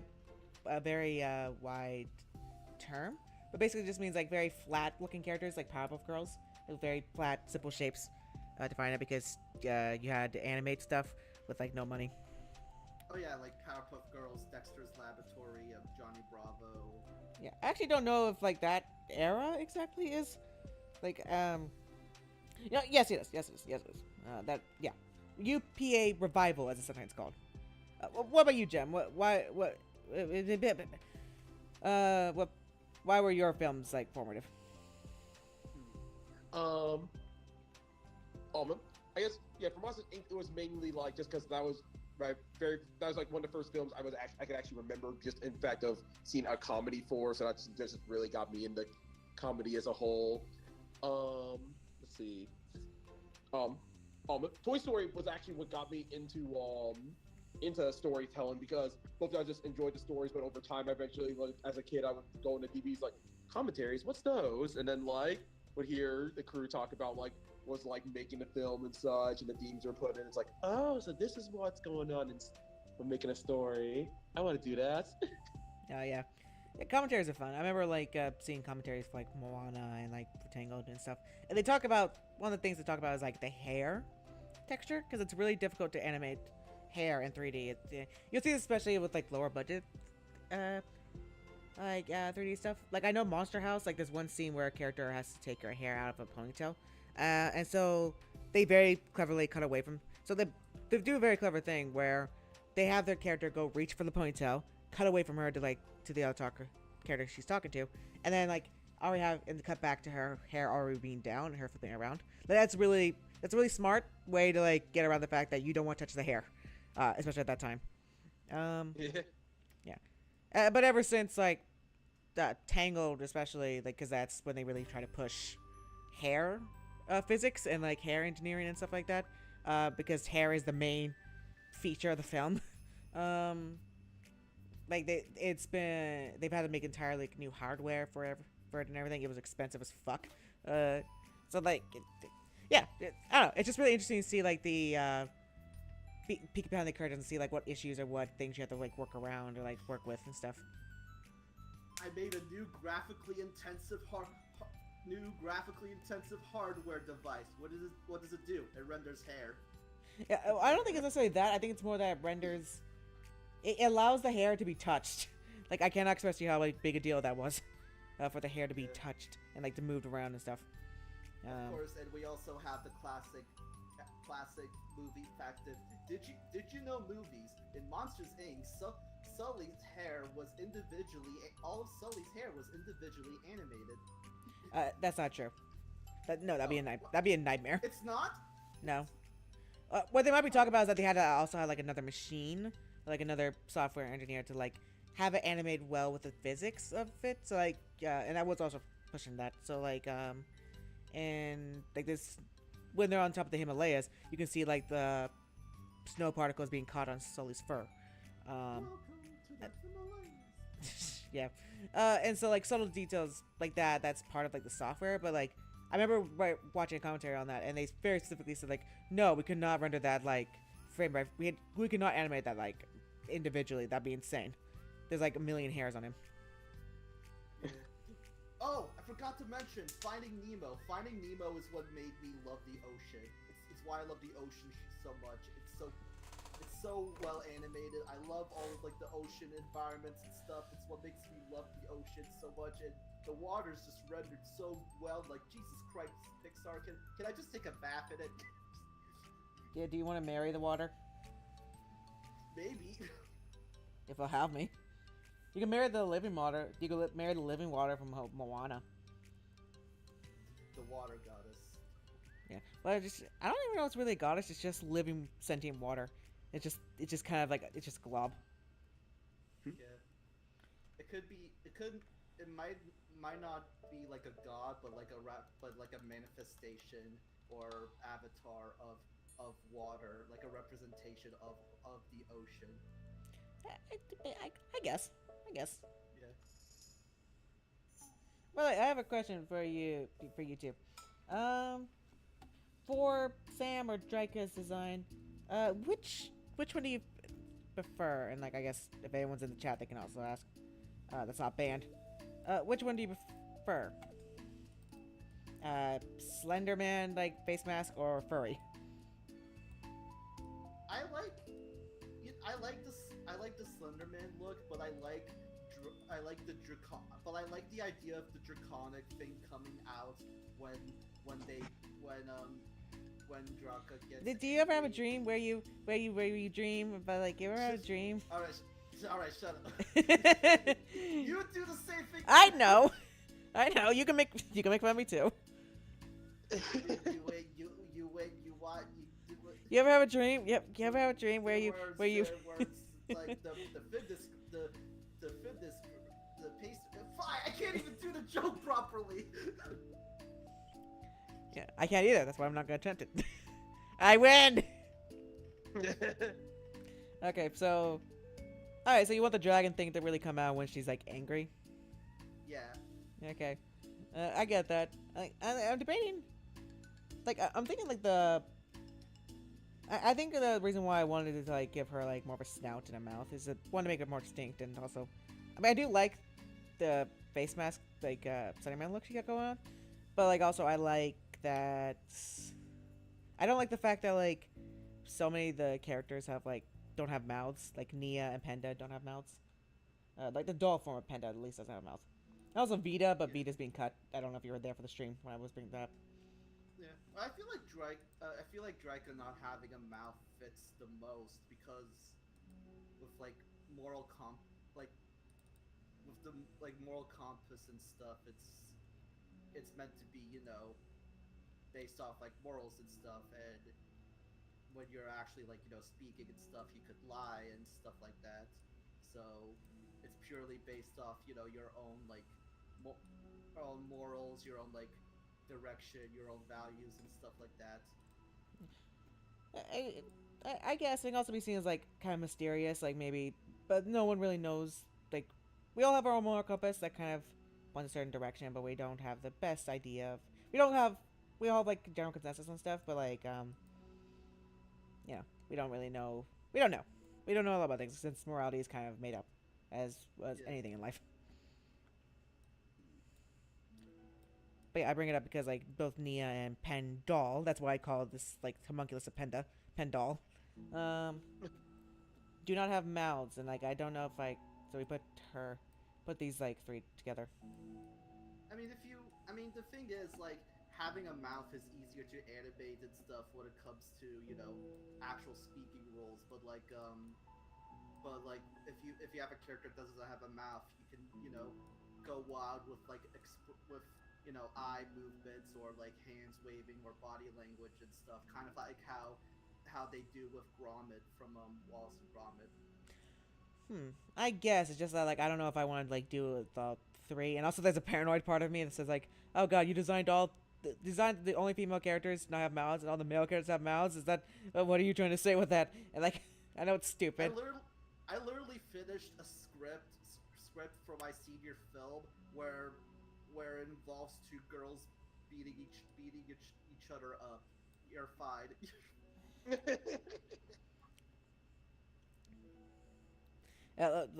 Draika and Sam are like looking at each other, like, what is this bitch gonna do? Like, she's stealing my style. Who the hell are you, though? Who the hell are you? They're doing the Spider-Man meme. Like, I'm Draika. No, I'm Draika. Wait, which one's the real Draika? I am. Don't let this imposter fool you. She's been trained by Zerg to mimic my every move. Ow. But yeah, like I would say, I like the furry one more. And, we have that on tape for Jem saying I like the furry one more. All right, so use the comment section. Do that with what you will. Clip that. Fucking write that down. Write that down. Pumpkin, you are fine. Shut the fuck up. Pumpkin. Yeah. There's also like there's kind of part of me that does. It makes sense for me to like remove to give her like kind of like these eye things, these like eye sockets really. But like I do kind of because I for a main character I do kind of need her to be a little bit expressive. I don't think I can rely entirely on like body language. I want to ask, why'd you change Draika's like color palette from orange to gray? I mean, from gray to orange. Because, and I did bring this up earlier in the stream. Because, like the black and white and gray, like that makes sense for like a moral character and everything. Because like black, white morality, gray morality, stuff like that. However, I kind of wanted to round out the color scheme a bit because like all the other colors were accounted for, except for orange, and like black and white seemed like kind of juxtaposed. So I think black and orange and also white works because she's a little Halloweeny, she's a little spooky, a little threatening and stuff like that. So I think that still kind of fits. Yeah. Now I'm just imagining like a fun side plot where Draika is just really into Halloween. Yeah, actually, one of the reasons why I've debated like Draika or like I'm not sold on the name Draika yet. The original name for this character is Sam. And I'm still debating like using that. And one of the reasons why like I'm debating that is because apparently one of the original names for Halloween was Sam Hine or something like that. So I think that's kind of neat. That'd be like a interesting, like a happy accent. Also, I do know that if I looked up the word Draika, it's like part of, it's like a conjugate part of a word in Malagasy. That means like extreme or like bad temper. So I think that also fits the dragon like theme. Oh. If you want to really if you really want to like have like the moral theme for Draika, you can name her after like a famous philosopher or something. No. Okay. Yes, sir. Yes, sir. Yeah. Good. You recognize your place. All right. Well, this is where. No, I call when it ends, you bitch. I am the law. I am the master. I am the law. I was just about to quote that. I am Draika. I call the shots. I'm the law. Okay, so this is the current lineup. I think I'm gonna like yeah, I was debating with I think I'm gonna have to like change Penda's designs I think to back to teal. That wasn't earlier design, I get it. Where's the Vita? What's her name? Yeah, Vita. Okay, she is here somewhere. But like the reason why she's not in this lineup is because I feel like her as a character is redundant. Because I feel like anything that she can do can and probably should be done by Penda. Penda is the voice of reason, the one that, you know, brings everyone together, like, talks to them, finds moral ground, and, like, also, like, is logical. And also because she's autistic, sometimes you could take things literally and be a little dry and stuff. So I feel like anything that Vita could do, Penda could have done and done it better. Yeah. Plus five characters. That's a pretty rounded party. Yeah. It would have been different if, like, maybe if Penda was just like the host, or like if it was more like Inside Out, where Penda didn't really interact with her parts, but it is, so I kind of have to. I want to make her a main character too. I don't want it to be like her vanilla protagonist or something. No, see, that's why I feel like Parts of Penda is so interesting, because it's you have the actual person interacting with these parts of her personality. Yeah. And that's what I really want to do, is because like she's a proactive character. This is her in like her little green design. You know, that kind of rounds out a bit nice here. I need to saturate her a bit more to fit in, but like yeah, Green. Hey, purple and green are a great combination. they are. Yeah. The reason why that's the rivalry between Luigi and Waluigi. Okay. Also, why Piccolo's design in Dragon Ball Z is the way it is. What you're talking about is complementary colors. It's like colors on the opposite ends of the color wheel and stuff. My So like, science teacher said that colors are a myth. I mean, you could argue that anything's like a construct or whatever, and stuff. I do know that like the one article about like how pink is not a real color. It's just sort of like how our vision is trying to. It doesn't like show up on the light spectrum. It's just kind of like how our vision tries to make sense between like red and like purple or whatever. Now I'm just imagining. So there's this H.P. Lovecraft story called "The Color Out of Space," where an asteroid lands on a farm and it's supposed to produce a color that's unseen, but that no one has ever seen before. And when he said that, I'm imagining like that, but that color is just pink. Yeah. No, the color in real life is green. That's actually a really interesting scientific breakthrough. So there's like I read this article like a while back, but scientists made like these goggles where you can see really intense colors. So they like have like they found like kind of a new color with that, like it's a very saturated teal or green. It's sort of like, you know, Vanta Black. It's sort of like that, but for green. You can see through these goggles. Oh. Yeah, I was actually talking about that with like Mark earlier too, like Vanta Black. It's like, have you seen those pictures of like someone holding a thing like covered in Vanta Black and it just looks like it's photoshopped? It literally looks like it's just censored. Yeah, like It doesn't look real. yeah, like yeah, you're not allowed.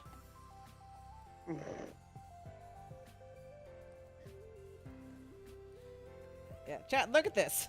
Look at this. This is a real thing. This is not photoshopped. Chat, it's probably like just you and Jem, but you know. Oh my god. Look at this. Look at this. You put it like a you did this in Photoshop. No, it's real.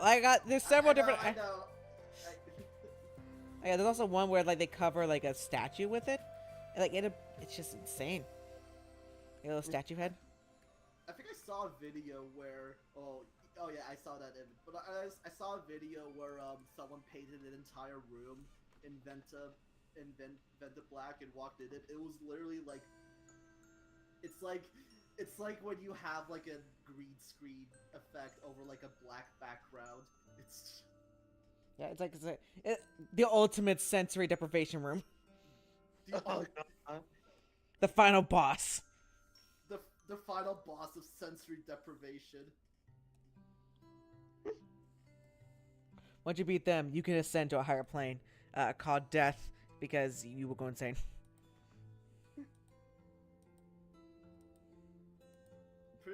No, you sent to Nirvana. That's what happens. I guess. Speaking of which, another inspiration for Parts of Penta is Psychonauts 2, specifically the second game, because the first game is not. It's made in like 2006, and it shows that's made in 2006 with that kind of mentality of like psychiatry. Yes. I know you're like 12, but do you know what MK Ultra is? Because I think you just created the fucking Unabomber. Okay. Sure, Misha. I don't know what the hell you're talking about, but sure. No, the Milkman, like, there's like, the whole thing with the Milkman, I feel, is like a reference to specifically, not just like McCarthyism, but specifically the MK Ultra experiments and how it basically ruined Ted Kaczynski's life. Ted Kaczynski being the Unabomber. Okay. I don't remember. It's been like a few years since I've like played it. If you set him on fire, he's like, "Oh no, spontaneous combustion from the government LSD tests." I think I mean, he's just gonna be like a whack job. By the way, anyone else has like requests? Because otherwise, I'm gonna draw my babies, and you can't stop me. Oh yeah, hack it. All right, hack it. I completely forgot. Watch this. I'm good. Oh, go on. I was gonna say after this, if you're gonna draw like one more something, I choose a Psychobots character. You can choose which one. Alright. I like Raz's design. I like the square head, and like I think he has like really cute proportions and stuff.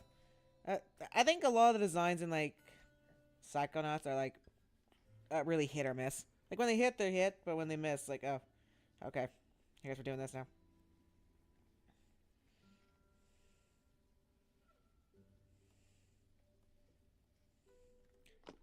Oh my god, I do not remember how Hackett looks. Fake Hackett fan. Shut the fuck up. I really Go on. I was gonna say I really wanted there to be like a hatted time level where like it's like I had the idea where it takes place in like a big like desert canyon. It involves like climbing like these like giant like walking like climbing giants and stuff, kind of like Shadow of the Colossus. That'd be cool. So every now and then I get dreams that like I found like a new hand time level, and I wake up being upset that it's not true. Oh. Yeah, that would be cool. It's not. I don't have dreams like that, but I have dreams like in that specific situation. Mostly because climbing on top of like giant things is just the normal day in life of me, of someone that's like 5'0".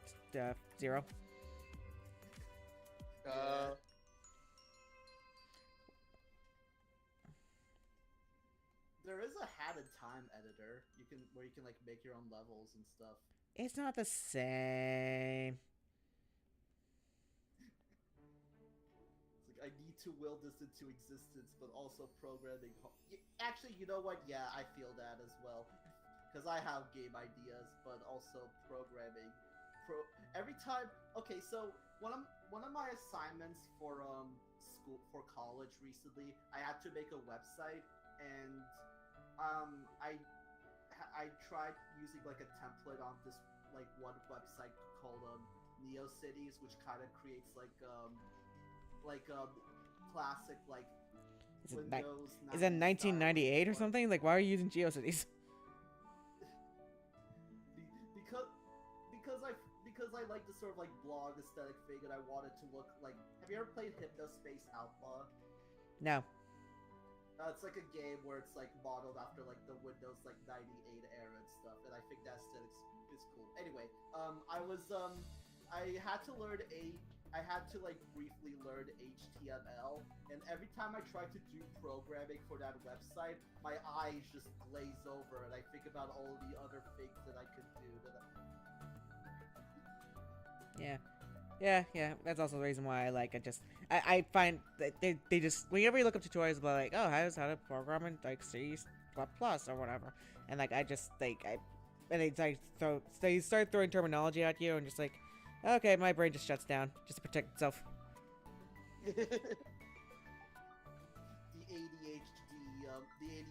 nonsense filter.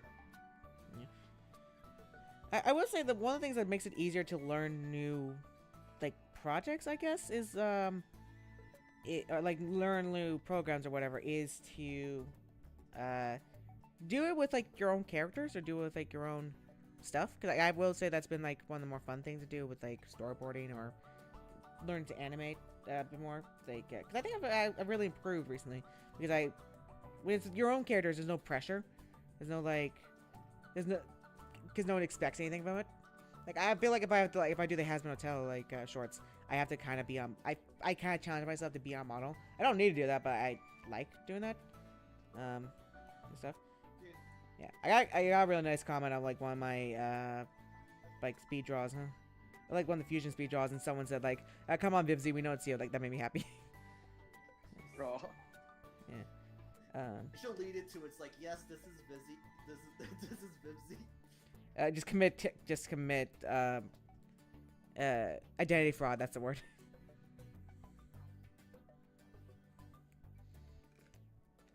Oh, apparently I'm quiet. I'm really quiet for some reason. Yeah, it's like I can hear you fine in the call. Just when I check the stream audio, it's a different case. Yeah, Oh. that's weird because you both should be on the same thing. But it just occurs to me that yeah, you guys talking probably also like shows up at the same time as. Well, actually, no. Maybe like the thing that I set up, like it's only set up to my microphone. Hang on, let me try.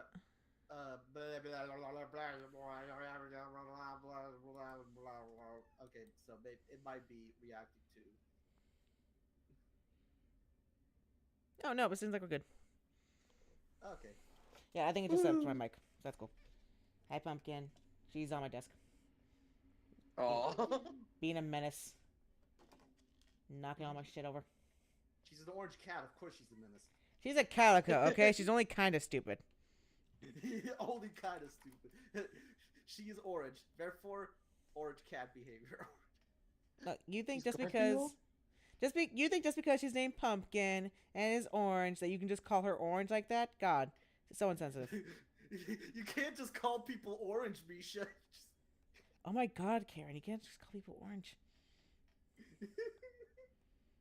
I don't get that. I'll be honest, I don't really get that joke. Like I don't know.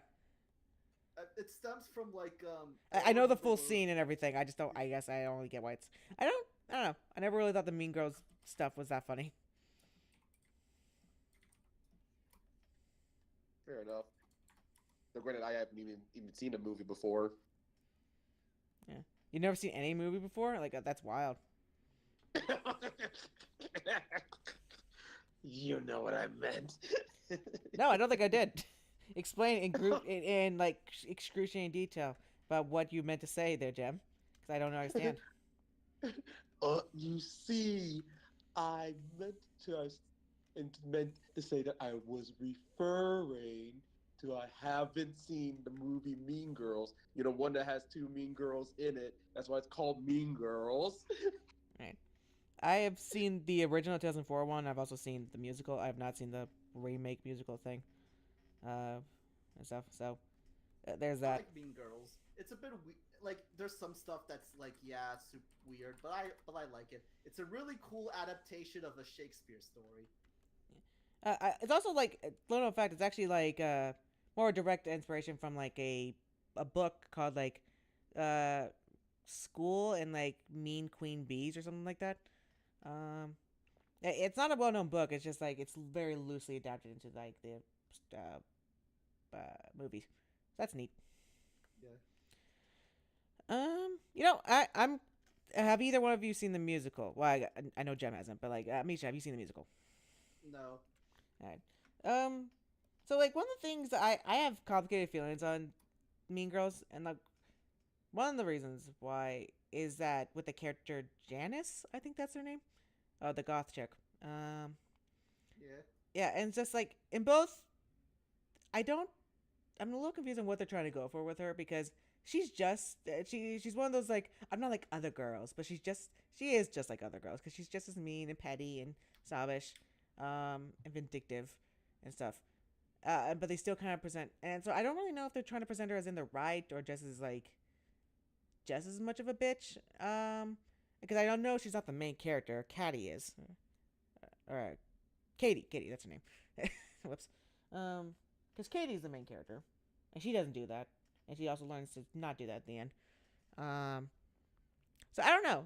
It's especially confusing the musical because there's an entire song about like how she's better, where she's going on about like you know what I am better than all of you because I won't pay for your games and your mind games and your sycophantic ways and all that shit, and just like you've been doing that this entire time. Fuck you on about. You were in fact one of those bitches. It's literally just goth branded version of the plastics. Yeah.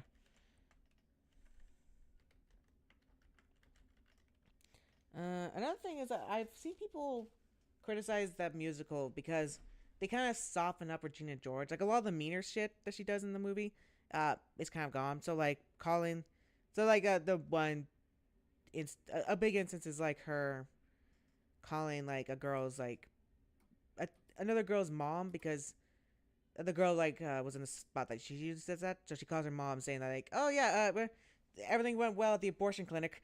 And so like and like causing her to like have to call and like talk to her mom and then like having to deal with that. So stuff like that is not in the musical. Uh, so like at least like a third of the way through like watching it, I was just thinking like, is she actually meant to be bad or like it's just a weird perception? Because she wasn't really that evil, but at least not any more than any other character. And I know there's people out there that don't like that change, and they do also establish she's pretty bad because she does steal the boyfriend from Katie and stuff, and then cheats on him later on. But stuff. But I feel like that kind of works more with the musical, or like I kind of feel like that works more with the message, especially since the musical kind of recontextualizes it as more as that they are human beings. They're not like evil like animals or monsters or whatever. They are human beings that need emotion. They have emotions and have problems and stuff like that. So I feel like it going for a softer direction um, works. I also know that's not the opinion that most people have because they kind of, it's about like don't be Regina George and like, but the original film you could argue it's like the message is don't be Regina George. In the musical, it's more like don't be anyone here. Everyone here sucks. You know what I feel like? You know what movie slash musical adaptation does this better? Heathers. Oh god, if you want a doozy of like complicated emotions, Heather's is that. Um, Heather's I think is a good poster child for like my long-standing theory that most musicals have shit stories. uh, and like, and what I mean by shit stories is not that it's badly composed or like they doesn't make any sense. I mean just like the second you take a step back and think about the implications of it, you're like, wow, this is fucked up. Well, to be fair, the original movie is kind of like that too. Yeah, but with the original movie, there's a lot more of this like more cynical, like very clinical, cold mentality to it, and also like in that film, that really is like everyone here sucks. Don't be like anyone. And but like the musical kind of goes out of its way to make JD more sympathetic, and characters like Heather Chandler is less sympathetic because she's more fun. Because in the movie she's like much more of like a real life mean girl. She's like vindictive and mean, but also it's because she's dealing with her own problems. Even if it's only like one scene. Uh, Whereas the musical, she's like a more played up diva kind of character, closer to Regina George, which she's like this played up. She's more campy, more fun, and so I think that kind of balances out. But like other characters like Kurt and Ram, I guess Kurt and Ram also weren't very sympathetic in the original either. But I don't know. Another thing is that like Kurt and Ram has. I don't want to get. I don't want to like trigger anyone, so I'm not gonna get into it. But if you've seen the film, you know what I'm talking about. And JD does the same thing to Veronica in the film, but he does in the musical. So that's another thing that makes him more sympathetic. And I feel like that's kind of weird implications to put into this. Um, you know. Yeah, no, I get. I mean, no, I get what you mean. I So get you. what are your guys' opinions on Heather's? Like, if Jem even has one. No, I haven't seen the movie. I just know from what you and a few others have talked about it. Okay. From seeing the movie and watching the music, listening to the musical, and watching bootlegs of the musical, I feel like what I like about Heather's the musical is that there's, how do I say this? Like in the original like Heather's movie, all of the characters seem like they don't really seem like actual characters. They're more like archetypes. They exist specifically to have the narrative of high school sucks. These three girls are making it bad for everyone. Heather's the musical, by contrast, sort of like rounds that up. Like the example I go to is the song I forget what Lifeboat. That's an example I go to with like rounding out the characters, and also like it focuses way more on the hysteria that is produced because of the focus on suicides without actually addressing why these suicides happen. It's something I sympathize as a victim of bullying and victim of a school that talked a lot about having a zero tolerance for bullying without actually doing anything. I, yeah, I get that. And also, I do think the musical is a lot more funny when it comes to that. Darkly funny, of course, but like, I watched it. I watched the musical when I was like a teenager first. So a lot of that stuff didn't really hit me. Like, oh my god, these people are awful. Because you get that's dark and you get that conceptually, but then as an adult, it's like, wow, that's really fucked up. Like, it really hits you. So like this one bit with Miss Fleming saying that like, oh, this is the most beautiful suicide note I've ever read.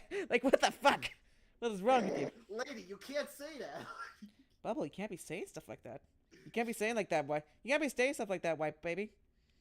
It helps that Heather's like it's specifically meant to be a parody of John Hughes like high school movies like Ferris Bueller, like Day Off, for example, as well as the Breakfast Club.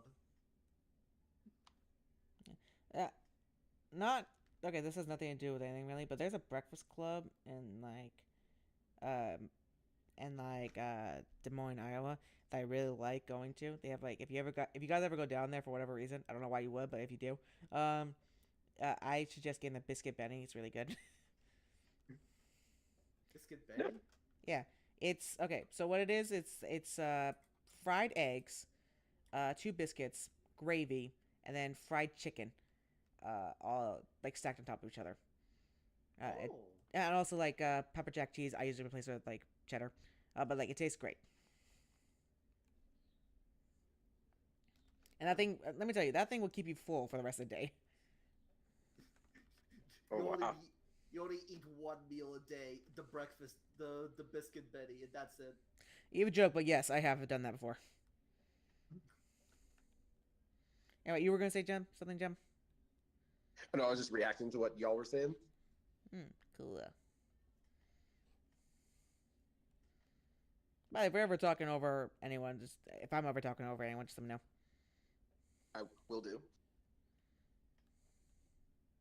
Have you ever, AJ? Have you ever watched any of the musicals by fuck, I forget their the channel name. Random encounters? No, Team Star Kid. I. The name sounds vaguely familiar, but no, I don't think I have. They do stuff like they release stuff like the guy who did like musicals, Nerdy Prudes Must Die. They do a lot of like musical. They do a lot of like musical stuff, and then they like record it and put it on YouTube, and they're actually pretty successful at that.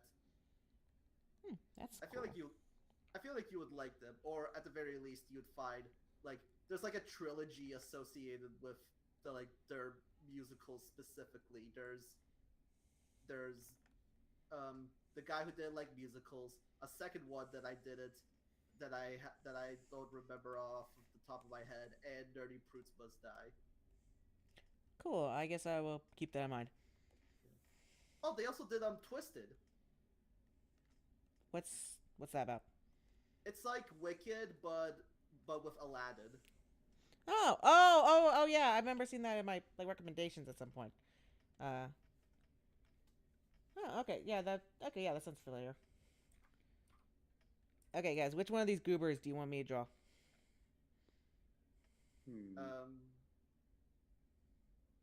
Between Hat Kid and No, Pablo. no. But these five. Oh, Patchwork. Patrick, my baby boy. Your comfort character. My literal comfort character. Yes. That's gonna be a tagline for like his character card or whatever. Like your literal comfort character. Patchwork making a patch quilt that depicts Penda and Patchwork making their own patch quilt. It just keeps going on forever and ever. Yeah, it's just infinite.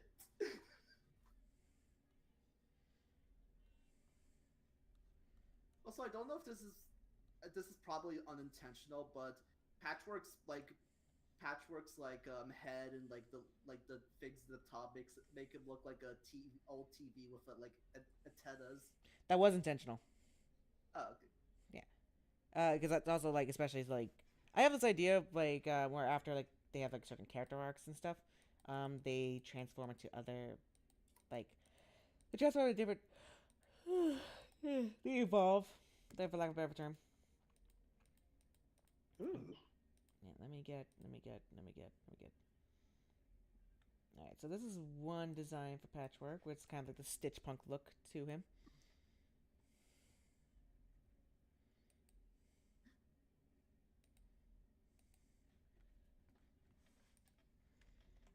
Hello? Ooh, So, that looks cool. ooh. I like the little I like the right eye kind of like being like a not telescope, but like a shutter like eye thing. Yeah. That's cool. And then there's also the major spoilers for the audience, for things that may not even happen. And this is like 3.0. Major spoilers for the thing that I haven't written out and played out yet. Yeah, these are concept art. Yeah, but 3.0. Ooh. Yeah. They look like they I don't know why they look like you know that game that came out the Wii U Nintendo Land. Oh yeah, Monita. Yeah, I know where you're going with that. Yeah. Yeah, I drew like fan art of Monita back in the day, so like it would make sense that she might influence. But yeah, the TV antenna thing is meant to kind of be all across the board, especially more like this. The idea is that like as a comfort character, like one way they get comfort is like with toys or plushies, like how he's mostly designed. But also another way is like with technology and TV. That's the reason why. But he's also like stuck in the past, which is the reason why he has this childlike look to him, like pastel colors and rainbows. And so as he evolves, he becomes more up to date and modern. Yeah. Aw, I like Yeah. that. Yeah. He gets with the times. He's hip. Yeah. And do you want to see it get a little angsty for a second? Sure. He can be also like after like at some point he wonders like if he's being damaged like after the 3.0. He's damaged and doesn't because like Panda's dealing with like a big life change and she doesn't know how to deal with it. And he's like she's not gonna like me if I'm not comfort because I can't be comforting because there's no it's scary and there's no like you just have to accept that. Um, and so when that happens, like he becomes like this rusted, like damaged FNAF-ish character and stuff. And so, I'm getting so many ideas related to this. Oh man, oh. oh, thanks. You always write your AU. I'd love to see it. AU, yeah. Yeah, AU of the universe that doesn't exist yet. But yeah, I was thinking that like with this, he like hit off from hit Panda because he looks like this, and eventually has to come. But eventually, like after some coaxing, like he comes out, and Panda still accepts him because she knows that there's gonna be parts of life where there is no comfort. There is nothing nice or fun, and that's okay. You'll survive it. You'll get through it. It's damaged and unsafe, but still good, and it can always be fixed. Yeah, you can't like stay within your comforts all the time. Yeah. I really like writing parts of Panda. It's basically just like therapy 2.0. Therapy is expensive. Writing an entire show that's meant to serve as therapy is free. Yeah, I mean basically, yeah. I'm not gonna joke. I've generally thought about like going to psychology, like getting a degree in psychology just for this one like cartoon. That would be cool. I mean, you don't have to get a degree, but you can read like a whole bunch of books about it. I feel like that'd be really cool. Yeah, you know what sucks though? Like, okay, so I've talked to I know several people who have studied psychiatry, right? And I will ask them like, oh, did you learn anything interesting? And I was like, no, not really. Like, what do you mean, not really? You don't know anything from last how many years you've been like studying this and practicing? What year was it when you asked them this? Today. Oh, that checks out. Yeah, because like I got a buddy that's like has a bachelor's in like psychology and stuff like that. And I was like, oh, did you learn anything interesting? He's like, not really. I just got like a bachelor's like a few months ago. I was like, motherfucker, what do you mean? You have ChatGPT? Let me see your phone. He got into college before ChatGPT really became, what it is. So I'm not gonna say that's the issue. I'm just like saying that I'm not saying that this person. Okay, I make clear. This person is probably very competent at their job. I'm just saying.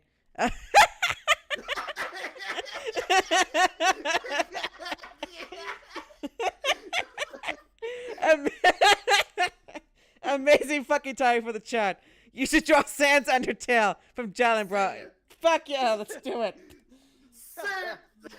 Say his name out loud. Sans. There's this stupid video that makes me laugh. It's like a guy playing Deltarune and it looks like he's sleeping and he enters like Sans' like store and he just wakes up. He's like, "Sit!" and it just cuts off. Yeah. Really funny. This is one video when like Deltarune Chapter 1 first came out. That was like Deltarune Chapter 1 first came out, where it's like 3 separate Let's Players, like Jacksepticeye and like 2 others I don't really know, where they all see Sans for the first time and all simultaneously go, Sans! And the third guy just starts screaming. People who didn't do the genocide route versus people who did. Yeah, probably, yeah. Anyway, yeah, fuck it, let's do it. Draw Sans. Sans! Where's the way dress?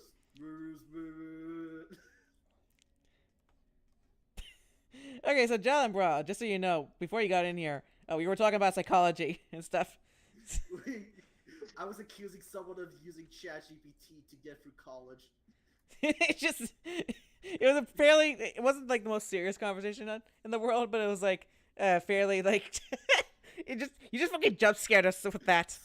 Sans jump scare.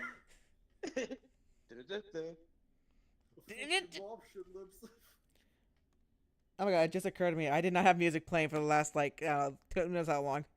Oh no. Oh no! Oh, after the crash earlier. Oh yeah, probably.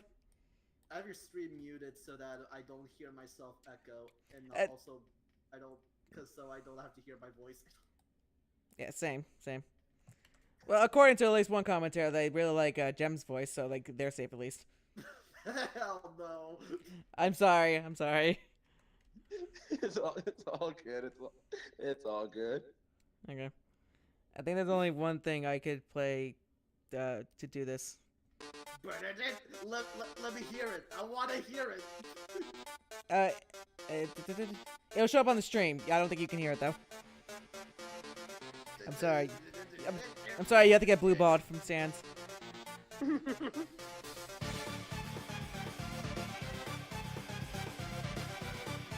Oh, I see you playing that famous Smash Bros. Song. Jalen Bra said Sans jump scare should be the standard of reality. True. Same. Yo, imagine you hear your doorbell ring and you open it and it's just Sans. What would you do? Fuck him, obviously. What kind of question is that? You mean bone him?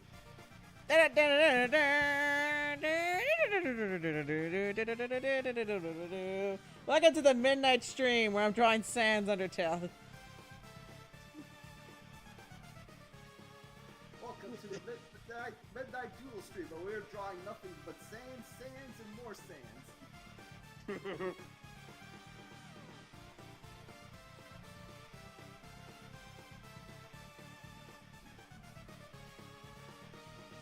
But anyway, yeah, so psychology. Yeah, it's a shame that they didn't learn anything after. I don't think it's they didn't learn anything. I think just that most people are really bad conversationalists. Granted, it's a pretty broad question I've asked. Like, did you learn anything interesting? You need to narrow that shit down because otherwise they won't think about that. Like, you ever ask someone like, "Oh, hey, how's your day going?" They're just going, "Oh, it's going by just fine." They don't know what's good. They probably have like a lot of interesting things going on in life, and they just don't think about any of that because they're experiencing it, so they don't think of it interesting.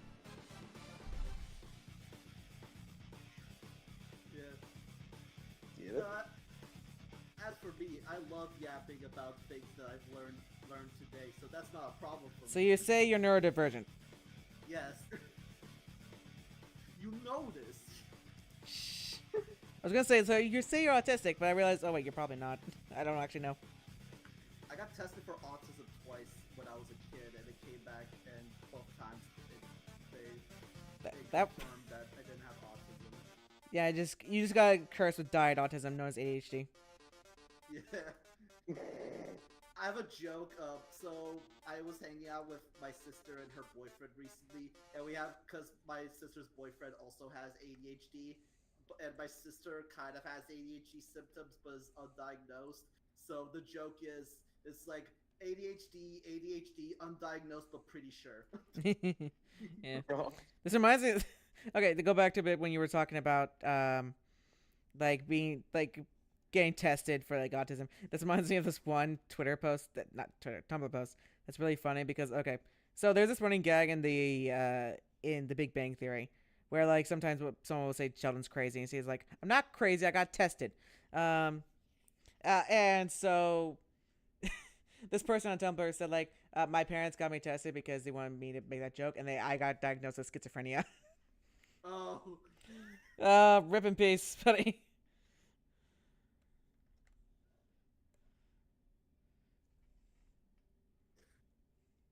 Man.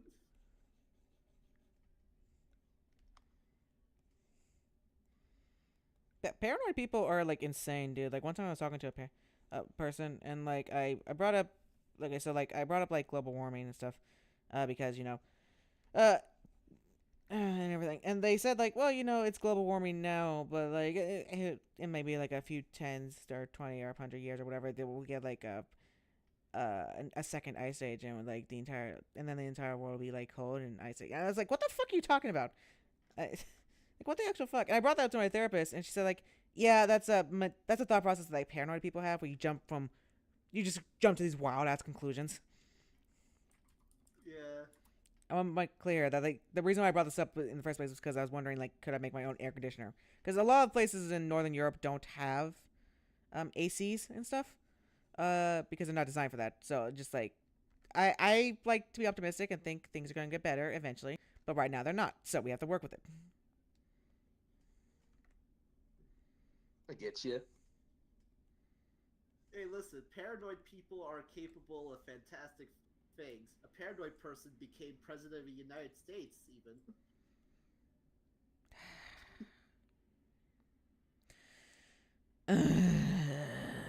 You see, what's funny is that you don't know who I'm referring to. But I'm specifically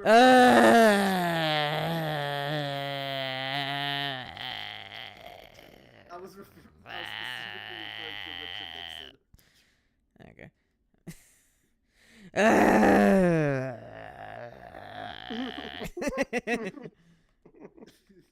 Alright, I get. Alright, not the big guy. Okay. This reminds this one bit from like Family Guy or something, where like I don't know, like Brian makes like a liberal remark or something, and Stewie just goes, "Okay, Brian, sure, but whatever." It's like he's just so tired. Yeah. That's me whenever my parents talk about politics. Yeah, yeah. Because I'm not gonna get into it, but it's No, we got. You said parents and politics, like we got. yeah.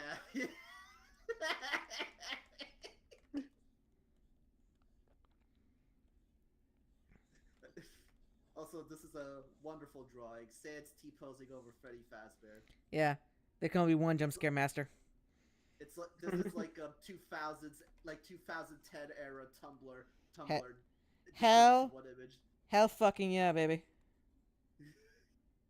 Also, it wouldn't be 2012; it'd be 2014 Tumblr. That's when both games came out. Yeah. Oh, true.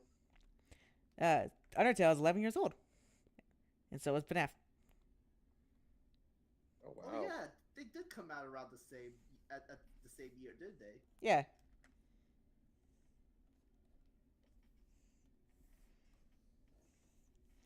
All right. There's probably a universe out there where Toby Fox made FNAF and Scott Cawthon made Undertale. I don't want to think about that universe. I feel like if Toby Fox made FNAF though, it would be a lot more furry a lot earlier than it ends up being for like FNAF. Like I feel like if Toby, oh sorry, I didn't mean to interrupt. I'm just saying that like I feel like FNAF is it got real. It's always been like furry adjacent, and then it got like really furry in the last few for like last few games, and now it's like, but I feel like if like Toby and Fox was a part of that, it would be furry like immediately. If Yep. Toby Fox made FNAF, it would actually make sense. Yeah, that too. I mean, yeah. There's some things about like Undertale and also Deltarune that don't make a lot of sense, but also I think that's it's still a coherent story. Yeah, like okay, I'm gonna be real. I don't know anything involving Gaster. I don't think he's as big of a thing in Deltarune as people keep saying he is, and I refuse to believe that he's involved in anything until I'm giving actual proof that he exists in Undertale, or not Undertale, Deltarune, because all of it is just theories and like symbols related to him. It's like he's barely in fucking Undertale. Yeah, he's like I think he was originally just meant to be like a reference to Umi and Nikki, and that the whole thing, and also just I think there's some references of like Alphys talking about like a previous person that worked there or something. I don't remember. It's been a while. Yeah. Also, I feel like Gaster is also an inverted reference to the Earthbound Halloween hack. Probably, yeah. Yeah. I need to finish Earthbound. Yeah, same. I got that on my Wii U. That's how old it's been. I Oh wow. got it on my computer for free.com. I you got it through very legal reasons. I'm assuming. No, I got it. I got We it are on. legally. We are live, Misha. I, my name is no. We are live, Misha K, that lives somewhere in the Starts- United States. My name is Walter Hartwell White. I live My name is Walter Hartwell White, and I pirated Earthbound. in, And I pirated Earthbound. to my wife and my son and my unborn daughter, I'm sorry. I really wanted to pirate it, and like I didn't want to pay $200 to get like SNES. I didn't think it would go this far. I didn't know I'd be like hunted down by the mob. Yo, Mr. White, I set up that emulator website that you wanted me to do. We're monsters, Jesse. That's what we are. These developers work hard on these games, but most of the developers aren't getting that money. Shut the fuck up, Jesse. What the fuck are you talking about? In this AU, like Walter White has a conscience and Jesse doesn't. Yeah, man, poor Jesse, man. Yeah, I have not finished watching the series because like yeah, I kind of came to this conclusion that I think a problem I have with like Breaking Bad is that I feel like a lot of the themes like it's similar to like the same problems I have with like FNAF actually because I feel like the themes it's trying to impose about like fatherhood and like parents and stuff don't really relate to the main conflict of drugs uh Oh, like drug trafficking. So I feel like oh, yeah. yeah. Continue. No, I didn't really have much else, but like, yeah, just like thinking, I don't know, it just seems like a little weird. I agree with you, and that's why I feel Better Call Saul is the better show of the two, because the themes of Better Call Saul actually relate to what's going on in the story. Because Better Call Saul doesn't have as much action as Breaking Bad does, it actually has time to deal with like the repercussions and moralities of specific actions and stuff, and it's like I said, it's why I think it's the better show. That's that's cool. Also, I think I kind of like it whenever Breaking Bad gets comedic because it's stupid. Um, Yeah. Like season one Breaking Bad was like legit a dark comedy. yeah, I recognize that like the Fly episode is like most egregious, but I really like that episode because it's so fucking stupid. Um, I think that's the reason why a lot of people are so divided. Like, you either like it because it's so fucking stupid, or you hate it because it's so fucking stupid.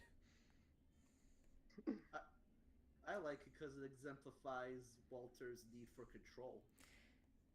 Yeah, but also like I don't think that's something you need to like reestablish. But at that point, we've had like 3 seasons to like know that like oh Walter White is a controlling shitbag. Yeah, he's in control when it comes to the crime industry that he's working in. But the fact that he does this over like watching The Fly, and I know you talked about this with me when I brought this up, and I don't believe this anymore. But when I watched it, I was like, I was convinced that Walter White either has OCD or the writers unintentionally wrote him with like OCD like symptoms. But then you explained to me how OCD actually is. It's like, oh yeah, no, that I was wrong. Yeah, yeah. A lot of times with like OCD and like people kind of like mistake OCD a lot for like being anal retentive and stuff, which is what Walter White actually is. Just he's just a real hard ass and like just thinks that things need to be a certain way. There's one scene that's really telling about his mentality, where he's trying to teach Junior how to drive, and Junior, he's disabled, so like he needs to drive, like he needs to pedal the feet back and forth a certain way, so he can actually drive. That's how his friend taught him. And Walter was like weirdly insistent, like, no, you have to. There's a right way and there's the wrong way to do it. This is the right way to do it is like press with one foot on the pedal and like then on the brake. Um, he's just very stubborn and like hard headed and stuff. And like it's stupid. Like if it works, it works. Like who cares if it's not the correct way of doing it? This is a math class. It doesn't matter. Uh, Yeah. but yeah, and of course, obviously, it doesn't work out for Junior. Um, but yeah, and so with OCD, a lot of it's more just like it's mentality of like I know someone that has the mentality that they saw a cloud in the sky and it looked kind of wrong, and to them that meant like, oh god, there's gonna be a school shooting and my like 5-year-old kid is gonna die. Like that's the it's a kind of paranoia connection between those two. Um, I was about to say it's a weird jump between the two. yeah, it's not supposed to be rational. It's just the mentality that it's also weird the idea of like, doing certain the compulsive part is doing certain things a certain amount of times, like flicking the lights on and off multiple times. Because if you don't, that means your house is gonna burn down. Like yeah, it's not supposed to make sense. These things don't make sense, and they probably know it doesn't make sense. But it's one of those things where like it attaches more to your emotion, and like it attaches more to your emotion than it does to your logic. So you can say over and over like it doesn't make sense, but it's not gonna work out. Um, so yeah, that's why I was like, I was pretty quick to nip them, but like, no, I don't think it's OCD because OCD is a completely different thing, a completely different beast. Yeah. Anyway, welcome back to Psychology Hour. Talk about people that really don't know anything about it, just like what I've read from random articles, and like also what I've learned from my own learn from like people I know and stuff.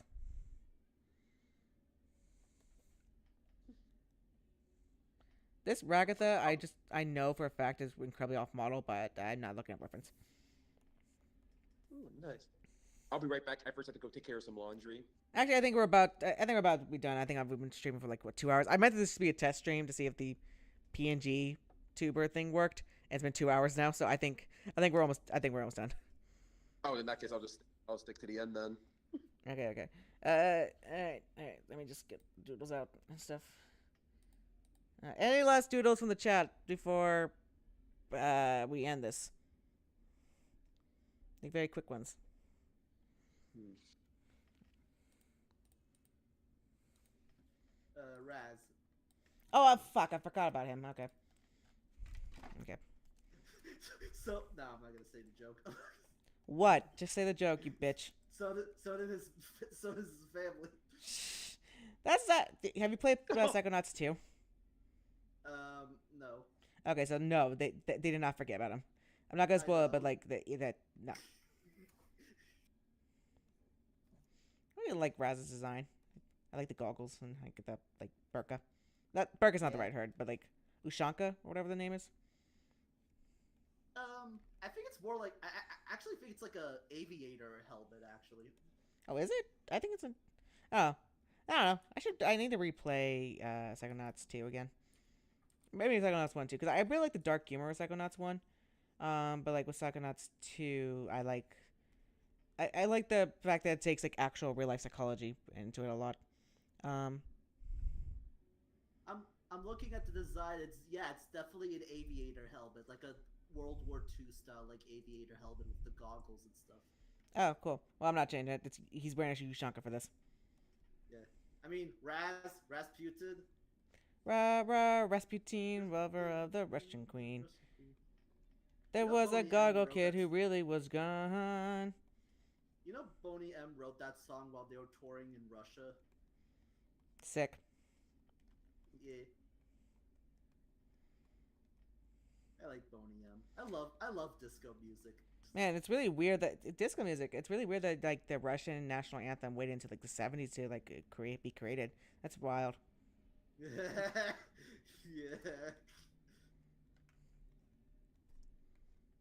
I don't remember what this is the best you're getting. I don't remember what it looks like.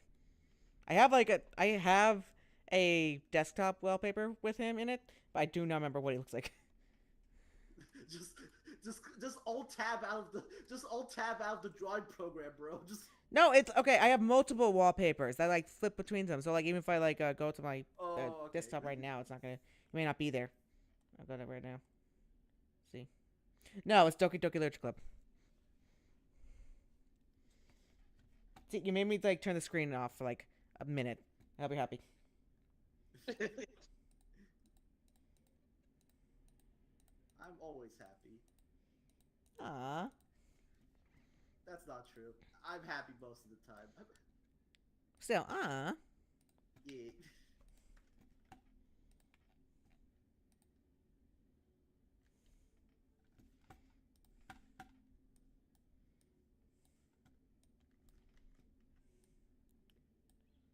See, I'm nice now. Raz is petting a squirrel instead of lighting it on fire. Eh, I like Richard Horitz's performance as Raz. yeah. I know most Richard people Horvitz. go on. Oh no, you go. I was just gonna say I know most people associate Richard Horvitz with Zim. I most associate him with like Billy. Same.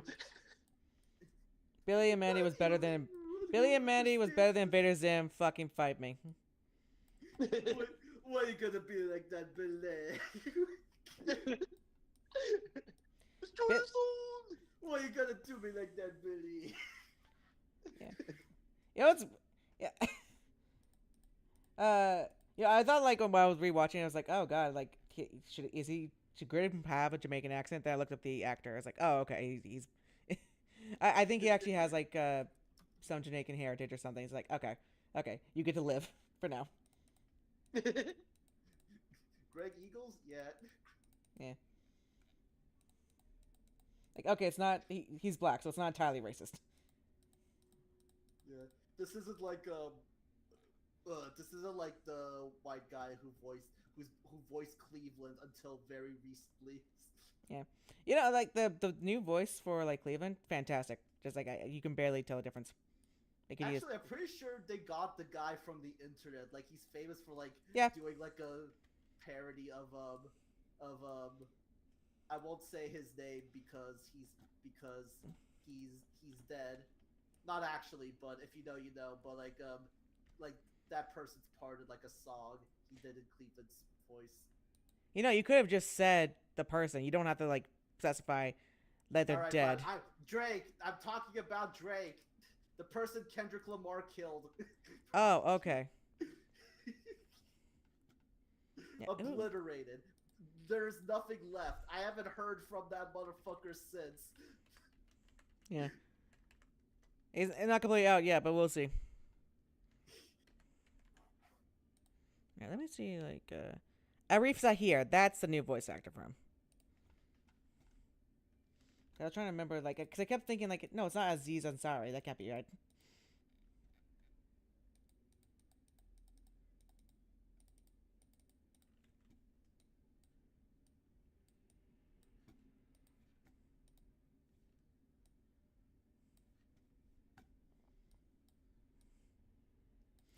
By the way, Jem, like, what was the thing, if you're okay with saying, like, what was the thing you had to fix earlier? Oh, it was just simply like some of my clothes got like spilled on with like drink, and I had to just go clean it up and put it all the way in the laundry room. Ah, man, that sucks. Yeah. Because, like, when you said you had to fix something, I thought you, like, I don't know, you had, like, your pipes burst or something like that, and you had to, like, clean up your bathroom. But I might be projecting. Yeah, my entire house just exploded. I'll be right back. It's like, you know what? No excuses. No scrubs. When my entire house is blowing up, but I have to lock in for the stream.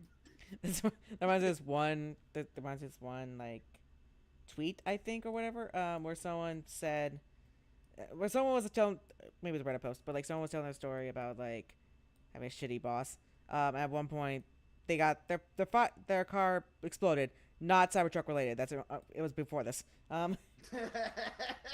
But they were talking to their employer, and like the car, ball fire. So like their work clothes got shredded, and their employer was like, "Well, you still need to return the clothes. It's just company policy. You still have to do that." And so like, and like he just got fed up, so he just like took the ashes, put it in a Ziploc bag, and handed it to the manager. Based, Yeah. fuck. I fuck with that so hard. Like, okay. Yeah. Hey, thank you all for coming. They're all gone by now, but like, thank you guys for calling with me. It was fun. You're welcome. Yeah. This was a delightful time. Yeah. I miss talking to you in the voice chat. Yeah, we should do it more often. I know I always say that, but like, it's just, it's hard to get schedules and everything. But yeah, this is a neat little sketch array of stuff. Oh, wait, I think Yeah, My this one. favorite is Lancer just stealing Daisy's bike. Yeah, got this one. I forgot this one. Yeah, yeah. All right. Thank you, everyone. I'm gonna end the stream now. Goodbye.